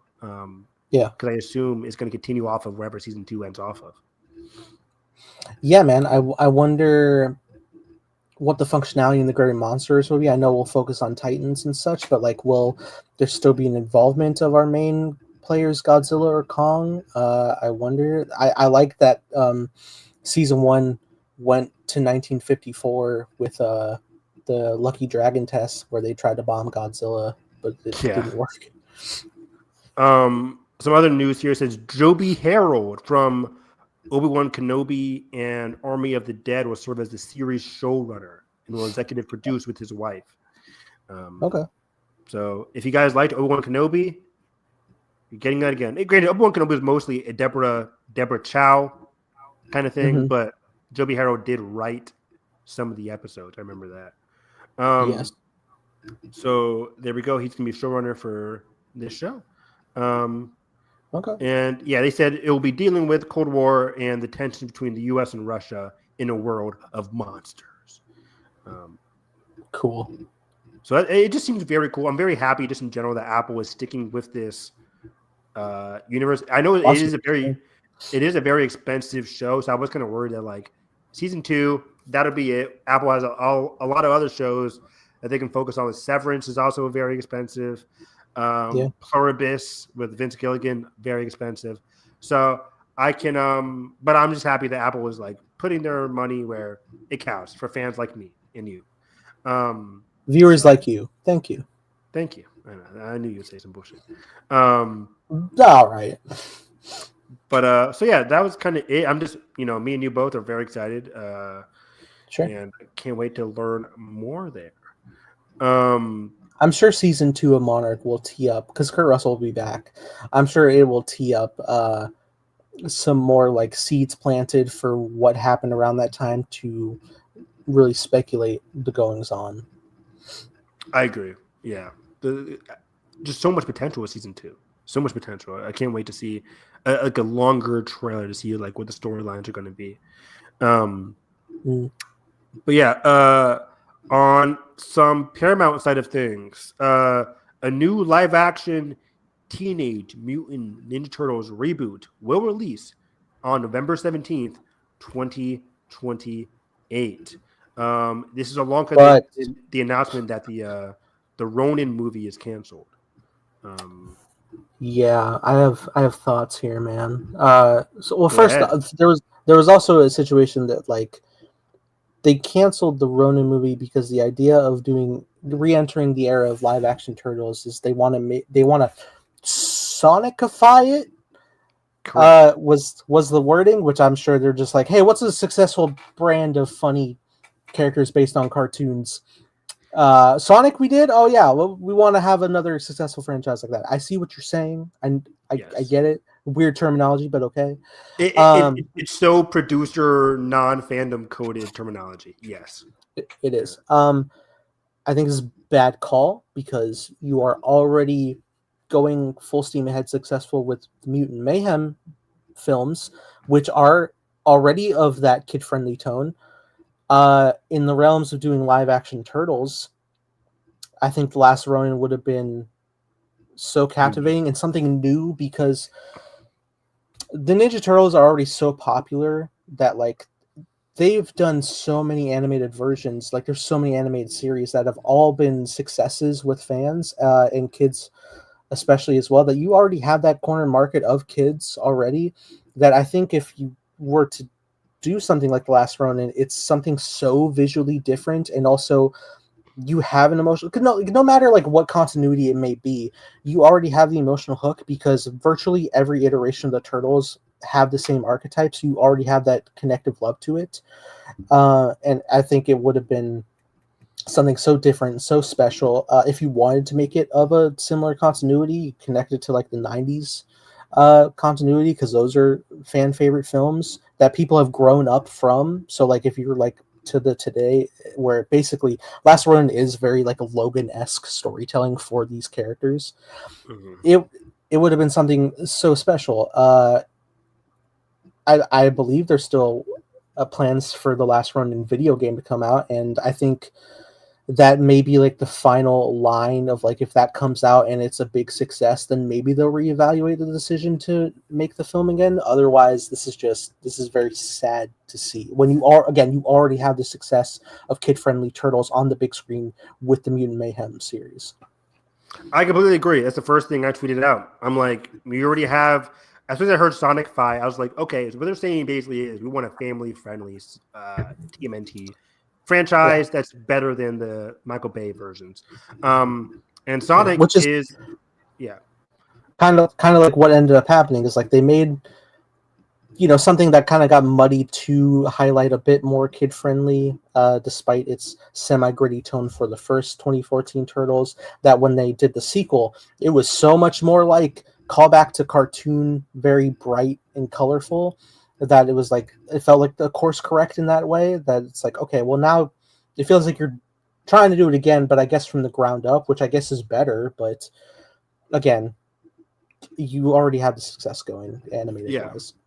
And I think it was confirmed today that like there's already a third Teenage Mutant Ninja Turtles Mutant Mayhem movie is already being discussed. Yeah, We know that the there's a sequel is short coming coming. out. There's a short coming. Yeah. Yeah, I think there's like 2 shorts now. There's one that already came out, and there's gonna make a second one coming up soon. Draven says, so are they going to make it like the 80s cartoon again, which is what the last live action movie already did? Kind of, I think that's what it like. Again, when I hear Sonic 5, I hear family friendly and sticks with the lore. The Sonic franchise is very lore friendly. Like it's very sticking with the lore of the TV show, the animated series. Mm-hmm. That's why fans really love the third one. It's like it's stuck with the lore a lot, while also continuing the human new characters that are new to the franchise. So I think that's kind of what they want to do. They want to have their cake and eat it too. They want to have a family friendly universe that's live action, not animated. Just so they can get more eyes on it, I guess. But yeah, again, like Nathan and I are saying, the animated movies are already doing that. And the first one, while it didn't make as much money as like the live action movies, was critically a big success. And they made a TV show series about it. They made some shorts about it. They're making now 2 more sequels about it. One coming out in 2027. So it's interesting, but Paramount is just they're playing it safe. They're playing it safe there, because I'm curious to see where it goes though. Hopefully, the people in charge of it, have a cool vision for it that sets itself apart from what we've seen before. And I never even seen the 2014 or the sequel movies. I skipped out on those. They didn't look that interesting. But I did watch the OG 90s movies and that were in live action. Those I grew up on those. I saw the first 2. I never got to see 3. There was 3? There was 3. 3 was Turtles in Time, where they went to like feudal Japan. Live action? Yeah. Oh, yeah, I think I missed that one too. So on top of go ahead. On top of that report, they said back to the Sonic franchise. Sonic 4 is set to release again on March 2027. But the new thing is there is now an event movie in the Sonic universe that will release December 22nd, 2028, 1 year after Sonic 4. All right. So that sounds cool. Evan, I think you may be more well versed in Sonic lore than I. What could this be? I'm not. You're not? I thought you were. I watched some, like, I love Sonic 3 so much, and I watched some videos after that to like, but it's been a minute since I played the games. I watched Sonic X. I know some people are expecting Silver, like the future Sonic character, and Amy. Silver and Amy, I think, are both from the future. Don't shoot me if I'm wrong. I'm unsure. I know Amy is teased in the post credits of 3, so I think she's naturally going to be in 4. Yeah, so I think Amy's already going to be in 4. I think Silver is from the future. Amy has a crush on Sonic because she's from the future, and she's like, I've heard of your story before, Sonic, and that's why she has a crush on him. I think. Oh. But either way, I think Amy and Silver are already going to be. Yeah, Draven, if you're a Sonic fan, fact check us. It's like fever dream now. We should probably commentary those. I've heard the third Turtles movie isn't great, but I mean, I would love to do a bunch of Turtle commentary. I would love to do those classic films and the Bay ones as well. Me too. So yeah, Silver and Amy already being the 4th one. What that means for the 5th one, we could, or for the event movie, we could see the return of what's his name, Eggman. Robotnik. Robotnik. I don't think he died. So yeah, that'd be really cool. No, do you think they're gonna go a whole movie without him? I think so. I think you go a whole movie without Sonic and Robotnik, or sorry, without Shadow and Robotnik. Oh, Shadow. Okay, because I feel like Jim Carrey's a big pull for these movies. He is, but Like of the like human actors, I think he's the most engaging of them all. yeah, fair enough. But given where they ended his character off in 3, it's like it'll feel very weird to have him immediately back. It felt so like triumphant and heartfelt of his exit there in 3.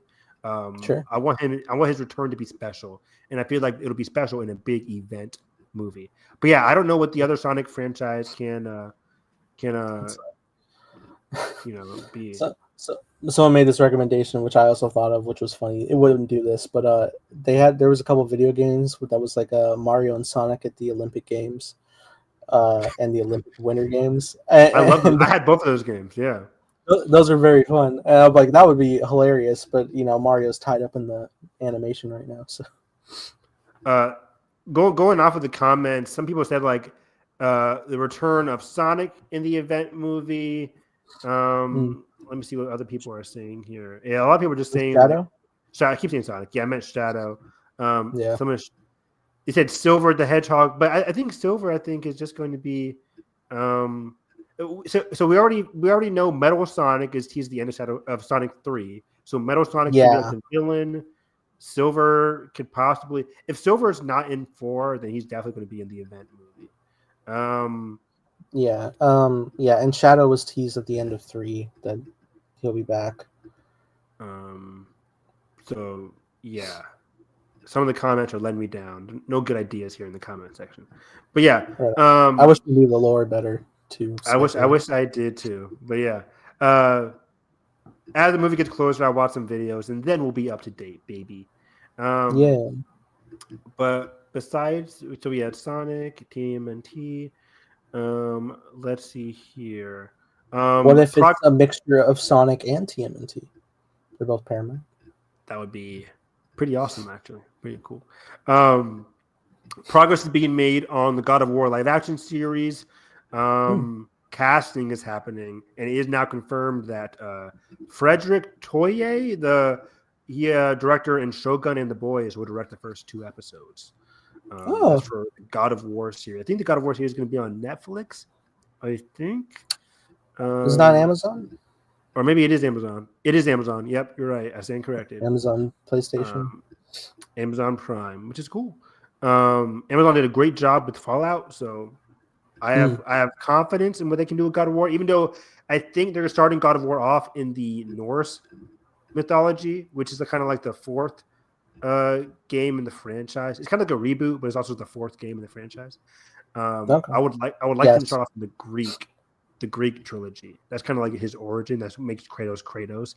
If you start off with him in the Norse, it won't be as effective for new viewers. So that's why you're like the newer games. Like he has an adopted son, right? So like you want to get through the development of who Kratos starts as, so that when he's placed in that role, it's more impactful. 100%. Yeah, and that's what makes the 2018 reboot so successful, because that father and son dynamic is the father haunted by his demons, and the son who has no idea of what Kratos has been, the killer, the god killer that he was. So I love those games to death. I think Ragnarok and the 2018 one are some of the best games of all time. So a lot of hype to live up to. Casting has to be very important, but I trust them on the casting. It's very hard it's hard to nail that casting down. Hopefully it's an unknown person. So Kratos just seems so a wrestler who could secretly act. Right? Okay. Honestly, who maybe he's good for it, maybe not, but the actor who played Ares in Percy Jackson recently. Edge. Yeah. He has at least the look to me, in theory. He does. That's a good point. Anyway. But let's move over to some Batman news from this week. We learned on Monday, we lost Greg Fraser. We already knew that Greg Fraser is going to be busy doing the Beatles. Scared me for a second. I thought he died. Oh, sorry. God. It's we lost Greg Fraser. No, Greg Evan is Fraser. screen sharing a black and white photo right now. I don't know why. But yeah, he's gonna be doing the Beatles, like the 4 Beatles movies. I think he's doing, um, that are set for I think 2028 or around that time. So he's gonna be busy. So he can't be doing Dune or the Batman, which is a letdown for both those franchises. We already know for Dune they replaced him with the cinematographer from La La Land, and I forget the guy's name, but Dune's going to be in good hands. But anyways, for Batman, we have Eric Messerschmidt. He is a recent collaborator on Mindhunter for David Fincher, season 1 and season 2 of Mindhunter on Netflix, and The Killer, which was also on Netflix, another David Fincher collaboration. And people found out he also did the commercial for the Batman VR, the black and white VR commercial for the Batman VR game as well. So, and then Matt Reeves confirmed it. He said this is a true story from Jeff Snyder. So he said, "Let's go, Eric."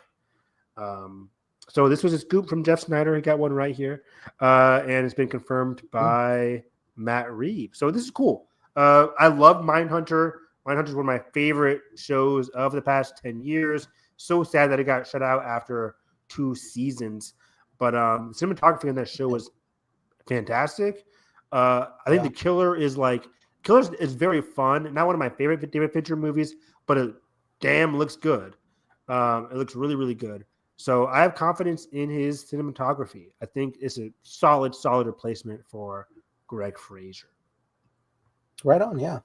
From the shots comparison I was seeing, I was liking it a lot, and yeah, I saw a bit of the first season of Mindhunter, and I was really enjoying it. And yeah, visually, it is quite like perfectly eerie for the tone it goes for. I agree, man. So that's for Batman 2 cinematographer, but we also got a big bombshell in regards to Batman 2 casting, and that is Scarlett Johansson. Is going to be also 2 big news for Scarlett Johansson this week. Scarlett Johansson is joining the Batman Part 2. According to Jeff Snyder, this hasn't been confirmed yet, but other news sources are also not collaborating, but corroborating what Snyder said about Scarlett Johansson being like a female lead in the Batman Part 2, saying Catwoman unfortunately will not return, which sucks. I love her so much. But she will not return. But we have Scarlett Johansson here, who might be the hero, could turn out to be the villain. We're not really sure. People are already making comparisons to Batman Mask of the Phantasm. It's me on people. Yeah, which is a great movie. I haven't seen it in a very long time. Right? So, are you aware of the twist? Yes. Oh, yeah. I am. Sure. Spoilers. Phantasm. The character of Andrea Beaumont, who is a previous lover, Bruce Wayne, turns out to be the Phantasm doing murder. And it seems like they're on like polar opposite ends where they want to be with each other and like pull like one or the other to their side, but thematically doesn't work out in the long run for them, which is unfortunate because it seems like they really are like in their personal lives are the best people for each other, but because of who they are behind their masks, it can't work out. Perfectly well said. My comment about that is there's no way they just do that in live action, right? Like, especially if it's been revealed years in advance. Well, I don't know, because I pitched to you the idea of them doing Phantasm before, in the regards that if the audience is going in from the previous Mask of the Phantasm with the knowledge that Andrea Beaumont is Phantasm, then you can't frame it from the perspective that it's going to be the twist and it's like, oh wow, then the narrative surprises you. It has to be, when does the needle drop for when Bruce finds out and how that's going to fundamentally change his worldview. It's similar to like when I watch Wicked, like I'm not getting the twist of like, oh, the wizard didn't have power. It's how does that affect Elphaba's viewpoint of the wizard himself. Mm. That's a good comparison. That's a good comparison. Because I usually am not a fan of like audience knows something that the character doesn't, especially in a Mm. Batman detective. Like I think what made Batman Part 1 so engaging was that like we knew who the bad guy was. It was Paul Dano as the Yeah. Riddler. We knew that going in. But what made it so interesting was that like we didn't know the deeper layers of Bruce's connection, his father's connection to the political intricacies of the history of Gotham. So hopefully the mystery itself is engaging, and hopefully the movie, maybe even the trailers, reveal that like, yeah, she's our villain. Like, you know, she's the one doing all the murder. She's the one doing stuff. But the mystery is something completely or tangentially different. Because I trust, like, no director wants to come on board and be like, that movie, I'm doing that in live action, baby. Like, even the Marvel movies, right? Like, even the Marvel movies that are based off of certain comic books are very different from the comic books they're based off of. So it's like, just to keep audiences themselves engaged with the story going on. So hopefully that's the case. Even within this modern setting, I don't think it would hurt the narrative if they still framed it as a surprise that Andrea is Phantasm. I don't think that would hurt from a viewership standpoint. I think just, again, so long as you have how it fundamentally affects Bruce. So if you're a first-time viewer of the storyline, you could be like, oh shit, what? And that's like a 1-2 punch. But if you are already expecting it, you already have such an emotional connection with Bruce from the last movie and throughout this one that when you see how this fundamentally affects him, you're gonna feel pretty satisfied regardless, because you see how it affects your main character. Yes. Great point. I agree completely. But yeah, Scarlett Johansson is an interesting get. We did learn today that Jeff said it originally was sent to Emma Stone, Evan Harris's favorite actress of all time. But then Emma passed on it, which is a big of a. I would have if Emma and Robert Pattinson were in the same movie together, directed by Matt Reeves. This would have been my most anticipated movie of all time, easily. Scarlett Johansson, I'm a big fan of her though. So Emma's got that 12-picture deal with Yorgos going. So she does. Scarlett Johansson, like, the best. I'm actually already playing a person who turns into a bat, so I can't. Right. Scarlett Johansson, not the best person in terms of like what she's been saying about Woody Allen. That's.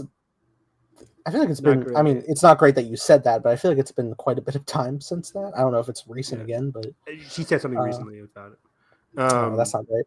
But talking about Scarlett the actress, she's great. I think a lot of people may perpetuate simply like Marvel actress and that's all. But like again, like look at something like Marriage Story, or any of her like works pre-Marvel as well, like what's called Lost in Translation. Phenomenal actress. Like she's around this long for a reason. 1,000%. Yeah. Hell, one of my favorite Christopher Nolan movies, The Prestige. She was great in that too. But yeah, so she's a great actress. She can do it all. Speaking about her doing it all, she was announced to be the lead in Mike Flanagan's Exorcist as well. Yes, this past week. So she's in all the franchises. That's very exciting. I really would love to see how she plays in that supernatural horror element.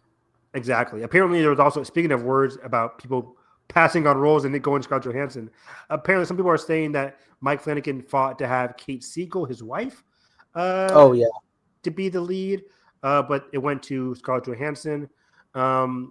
I still think Kate Siegel could be in the movie either way. She might not be the lead. For sure. I'm sure that was like studios saying like, I think we want a bigger name leading, which I see from a business standpoint. I guess Kate Siegel really isn't like a large household name, unless I think she's prominent in like all of the Netflix Flanagan stuff, right? Every single one. And then she's great as the lead in Hush. That's primarily where I've seen her from. Phenomenal standout actress there, where I look at that and I'm like, why isn't she bigger? Because she really is great. So I see how that came to pass, and I think Mike will still find a role for her in the film, but that is unfortunate because she absolutely would have knocked that out of the park as like a central focus in an Exorcist installment. Yeah, she was great. I didn't love the movie, but Mike Flanagan's the one with Tom Hiddleston this year. What was it called? The Life of Chuck. Life of Chuck. She played a pivotal role playing Chuck's like teacher in the movie in the third act. Okay. She was really good. As a very supportive, like 5 minutes in and out, great scene. But yeah, Scarlett Johansson in Exorcist is a very interesting choice. I don't think she's done a lot of like straight up horror. I could be wrong. But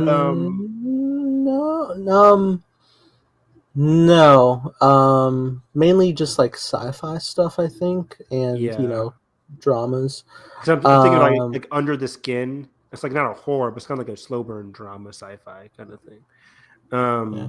I think she might have done a film with Ewan McGregor. I think it's called The Island or something. I don't know if that has horror elements in it, but okay.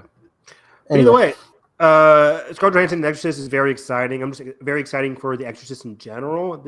Mike Flanagan has already finished filming, I think, on the Carrie series. So Exorcist should be his next thing. Carrie's, I think, is going to be on Amazon Prime, and then Exorcist is going to be like a Universal thing, I think. Yeah, they own the rights now. So yeah, fully on board for Mike Flanagan's Exorcist. A lot of high bar to go off of after Exorcist 3, which I think is the best. Oh yeah, it's phenomenal. And like again, that first Exorcist is something truly special. 2, you still haven't seen 2, which is funny to me that we just jumped it because it really is just an oddball and nobody seems to mind skipping over. But yeah, also in regards to back to Batman, whether we placated the phantasm of it all for Batman, but Scarlet could also be a whole different role. I don't know exactly who. Some people, they connected her with red hair for Poison Ivy, even though naturally she doesn't have red hair. She's blonde. But some people had also suggested maybe she could be a member of the Court of Owls for like a setup for that. All these different aspects to dive into deep things. I think also from Jeff Snyder, he had thrown around the potentially involvement of Oscar Isaac in the Batman Part 2. Okay. And don't know who he could be playing. Alden made an interesting point in chat though. Usually when you hear like any male name connected to Batman for a new character, people automatically plug in Harvey Dent, which like he would be a great Harvey. Automatically, yeah. It's kind of like Spider-Man being like, "Is that Harry Osborn?" It's like, relax. Right. Which like, yeah, he would be great there. I think he would also make a great Hush if they wanted to go that route, for sure. Yeah, Oscar can do it all. Yeah, he really can. He could play a ton of different roles. He could be Bane if they wanted. I won't go that. Oh yeah, it's Hispanic Bane. Yeah. There's so many characters within the realm of Batman, so it's like take your pick. I agree. Yeah, I totally forgot about the Oscar Isaac of it all. Okay, let me see other quick news. Speaking of horror, a new Paranormal Activity movie is officially in the works at Blumhouse. This time, similar to how the Saw franchise is getting taken over by James Wan and Jason Blum, Paranormal Activity will also be taken over by James Wan and Jason Blum. How do you feel? Wow. Now, Biff, don't con me. Because last time, Paramount brought me a new Paranormal Activity, and we watched it, and oh boy, Evan, I had high hopes, and for a second, it seemed interesting, and then it wasn't. It was so bad. It was bad. I don't think I had it worse than Ghost Dimension, because that was always my worst, but I think it's right above that. I looked at your Letterboxd. I realized I didn't rank my Letterboxd movies for Paranormal Activity. I should have. I didn't rate them every single one, but because I was like, which one was the best one again? I forgot which one was the title, but I think Marked Ones, right? Marked Ones was the spin-off one. That's like 5, which is so unassuming. Really is just great.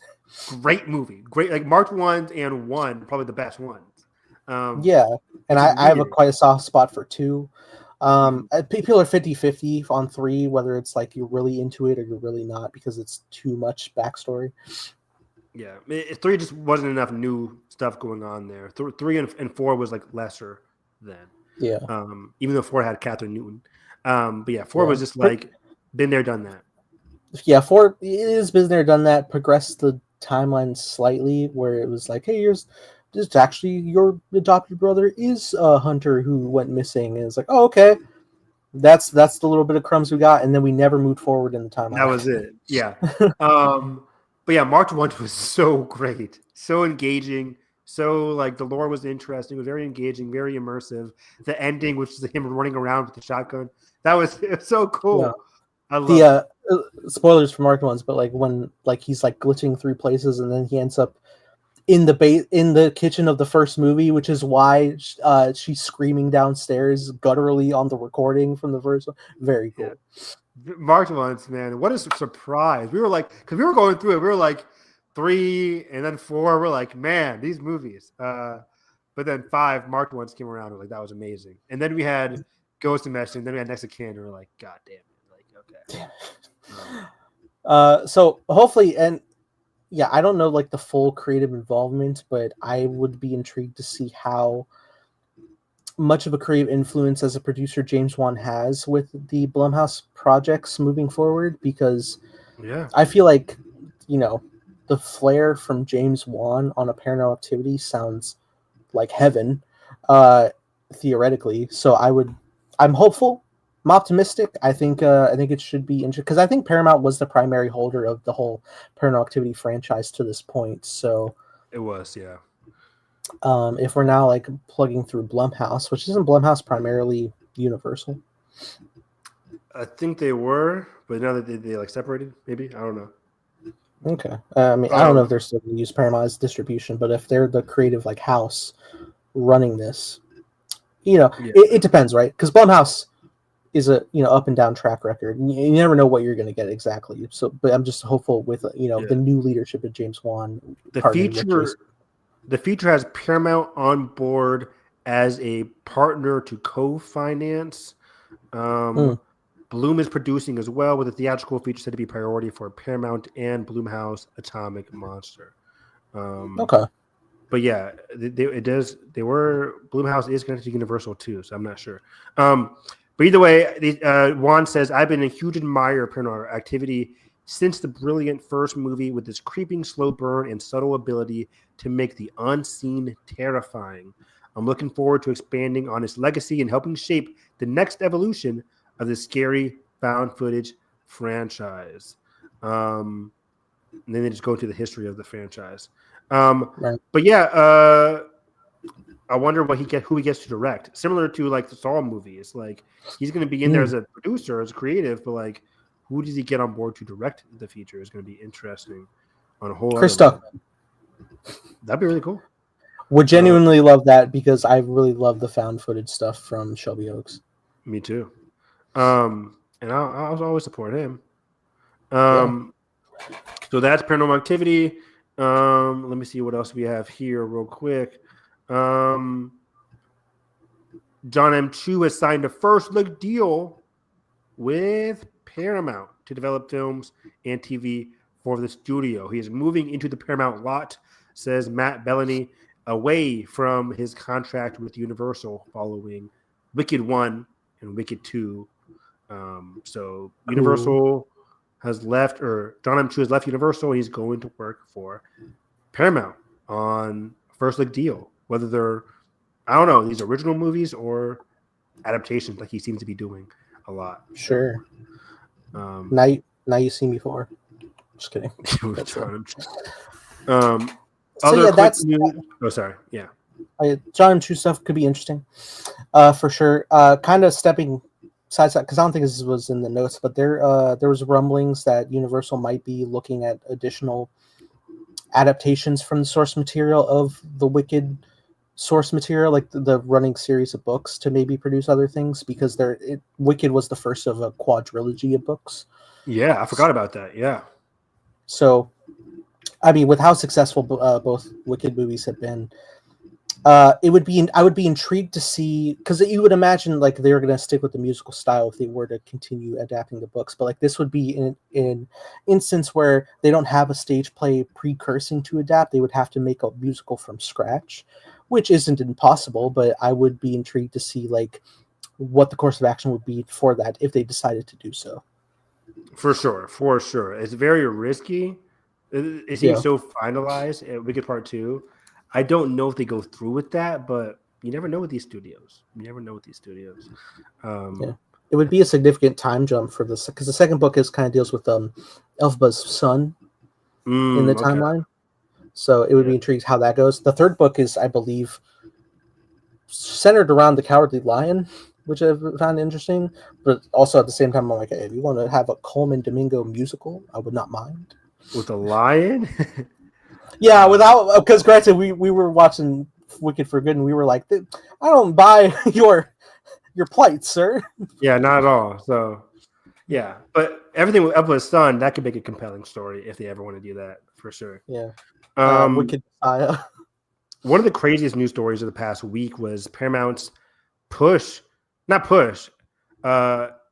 Trump and his push for a Rush Hour 4. I forgot. I love the Rush Hour trilogy. They're racist as hell. They're funny as hell. Yeah. Yes. I think there was a photo, right, of Jackie and Chris. Yeah, I think so. Yeah, I couldn't tell if that was like a new photo of them on set or just a past photo, but yeah. Paramount, apparently, we learned today, Paramount leadership was initially passed on Rush Hour 4. They only learned it would be distributing it when they heard that Trump requested the film last week or 2 weeks ago. Are you gonna get out of the way of the tariff blocking for us to make it? Right. I know that was the whole thing.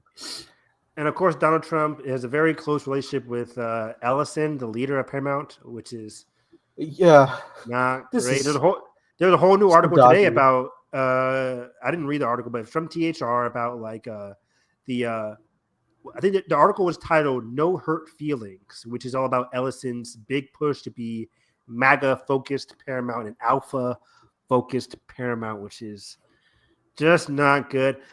Paramount also, this goes into one of the major news stories of the past week, is Paramount's push to take over WB.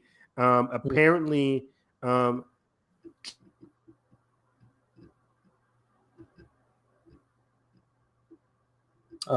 don't know if Evan, I'm not sure if you've cut out or if I've cut out for you, but you're a black screen for me at the moment.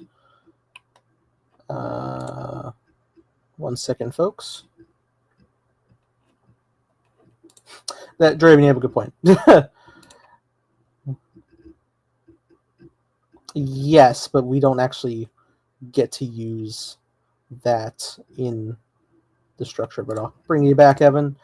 And Oscar would be an interesting Hugo Strange, though I believe Hugo Strange is of Asian origin, so... Am I in? Am I good? Okay. You're in. You're good. You're back. I'm back. You're hip, you're now, you're wow, and how. Donald Trump tried to get rid of me.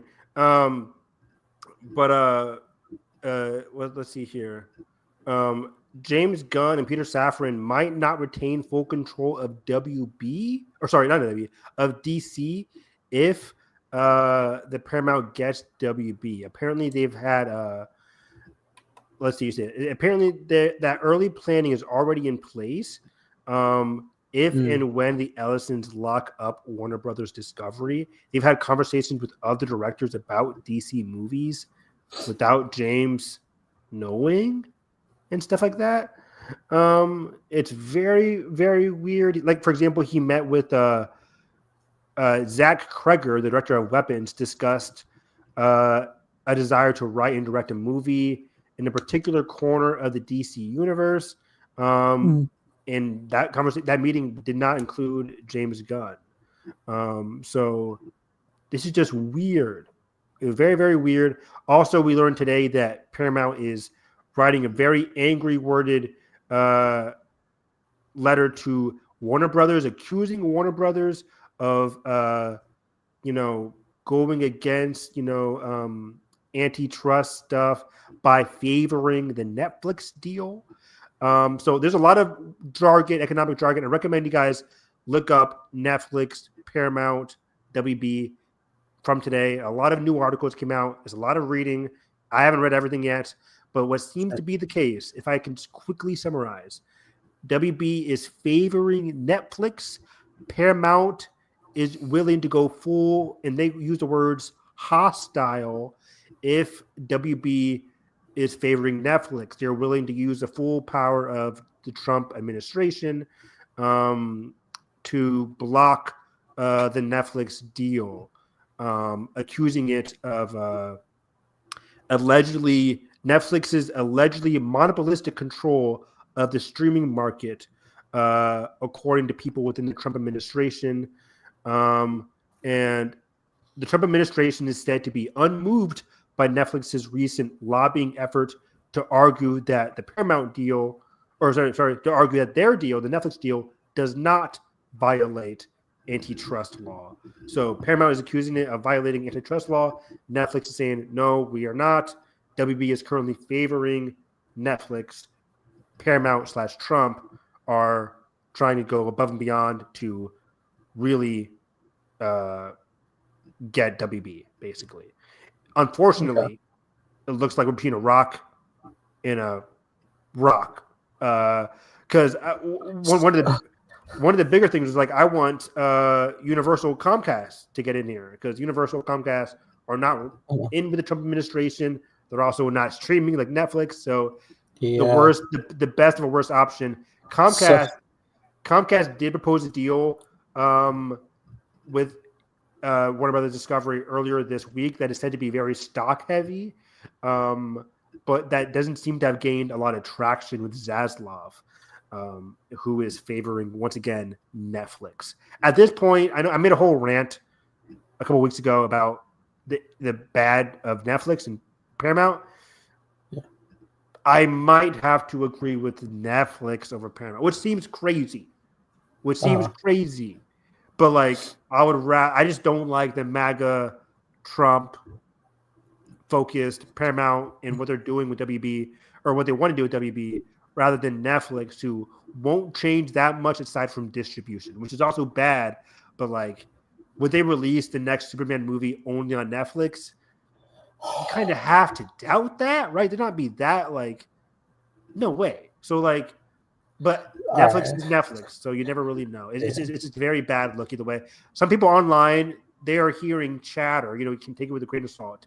Chatter that like Netflix would distribute some of the major WB movies in theaters, like they are doing with like they're testing the waters with like K-pop Demon Hunters. Next year's Narnia, which is a Netflix release, is getting a full month of IMAX, releases. Yeah. So like, Netflix is testing the waters of Narnia. We'll see how that goes next year. But yeah. So as of right now, Evan Harris is favoring Netflix, but it's like drinking poison either way. Yeah, I'm hearing the story, and I hate everybody. First off, I hate WB for selling it all. Exactly. I hate the idea that Paramount is using the political system to garner what they want, which is just feels all icky, and it's an administration that has a terrible track record, in my personal opinion. And thirdly, Netflix, the leading mindset that streaming is all that matters in the end, and theatrical experience doesn't have much worth to them. That is terrifying. Taking someone such a big thing like WB, which not only houses so many properties, but especially like the entire future of the DC universe, which I guess you would probably assume that would be one of the things that they stick for theatrical. But like, again, there's always the chance that they just don't, and that's terrible. And also, I wonder how much this would fuel the restore the Snyderverse people who keep crying to sell DC to Netflix. Right? Yeah, that's a good point. Oh man, those very bad, very very bad. But let's wrap this up with some Marvel stuff before I gotta go. Can you do it 10 minutes? 5-10 minutes? Yeah, so totally. It shouldn't be too crazy of topics to discuss. I got like 3 things bookmarked. Cool. Nothing too crazy. Got stuff from Alex. First off, in regards to the involvement of potential spoilers for Doomsday for people that heroes that are likely to pop up within the greater narrative of it.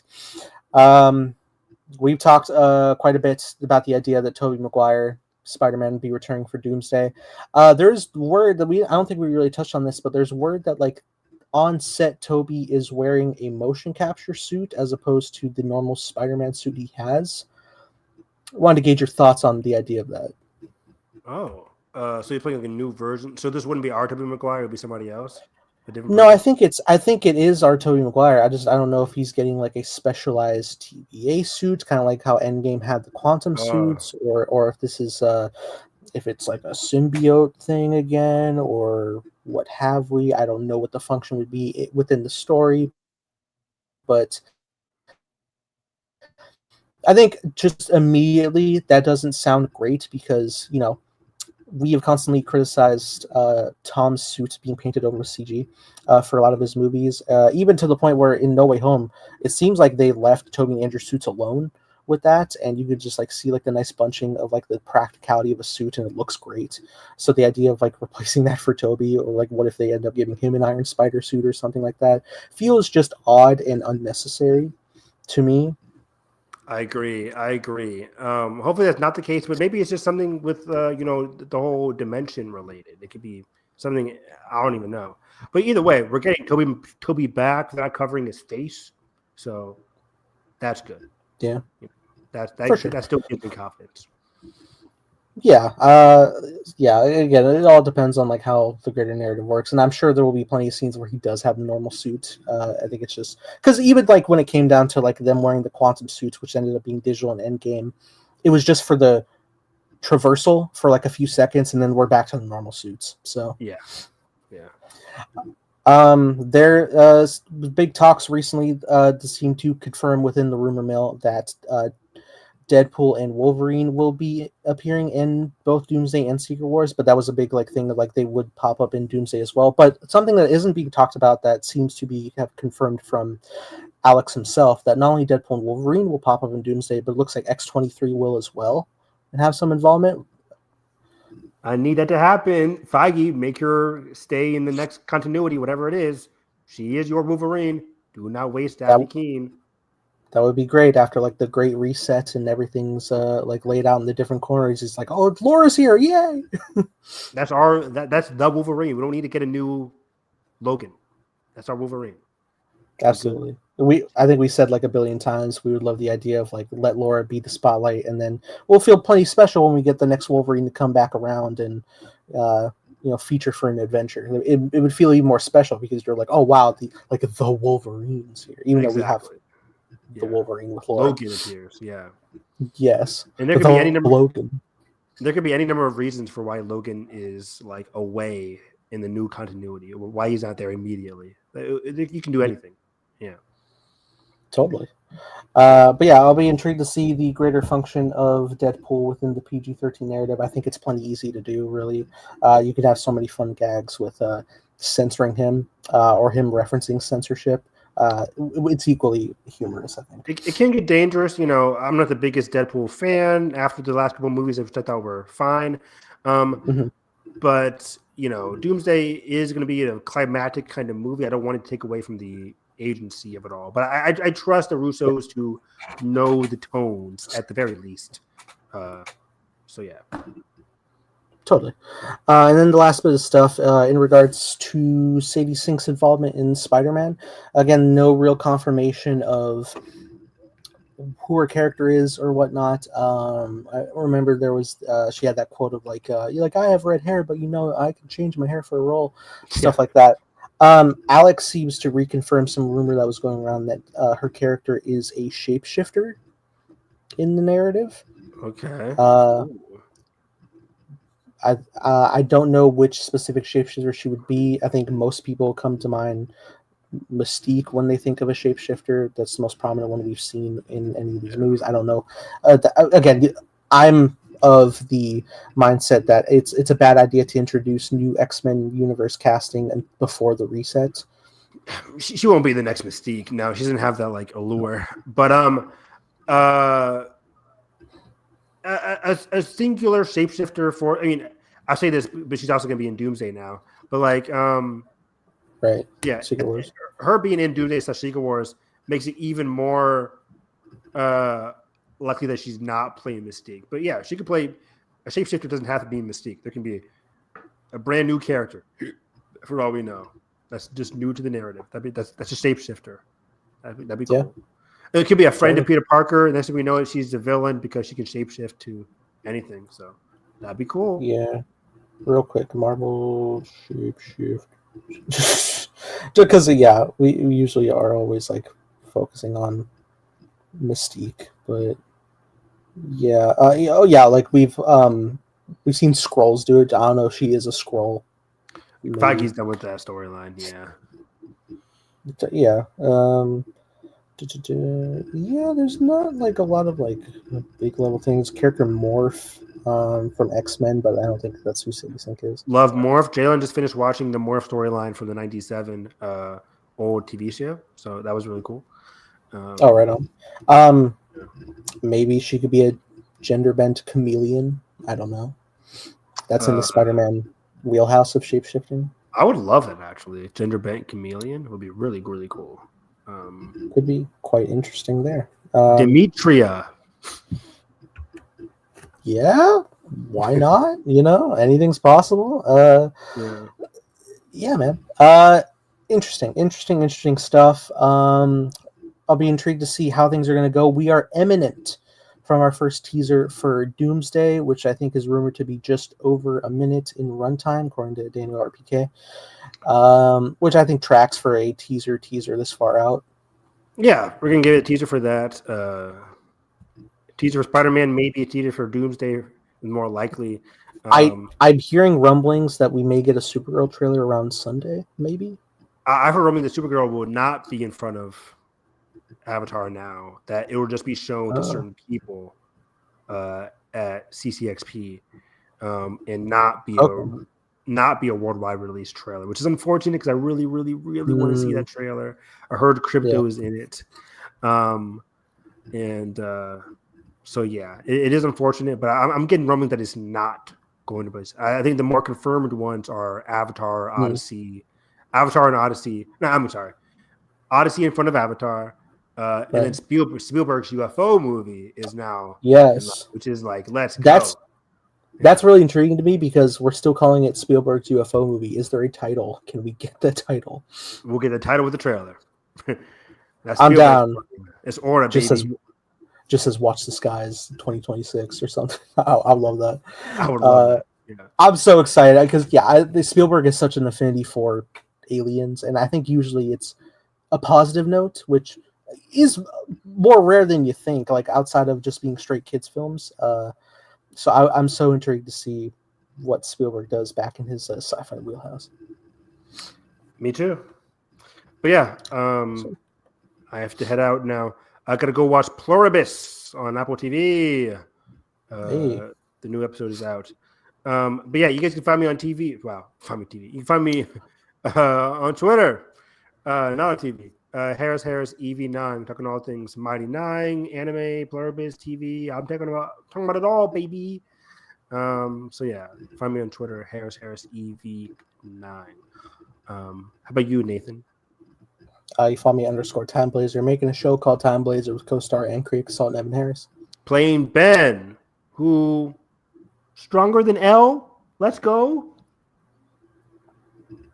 Right, Nathan? I think you definitely have I definitely think you have like an equal to higher power set just based on what your powers are. Yes, for sure. Our universe is high octane. Our universe is a bit stronger than Stranger Things. Stranger Things is like, as a realism as like telekinesis gets. But yeah, otherwise I'm excited for tomorrow because I have tickets to go see Kill Bill, the whole bloody affair. I'm very excited about that. Nice, exciting. Yeah, tell me how it is next stream. Man, it sounds really fun. Yes, dude. Totally. But yeah, with that being said, if you guys enjoyed this, make sure you like button, subscribe, and already ring the bell so you miss coverage on all your favorite movie and TV news. And that being said, hope you have a great day. Catch you guys next time.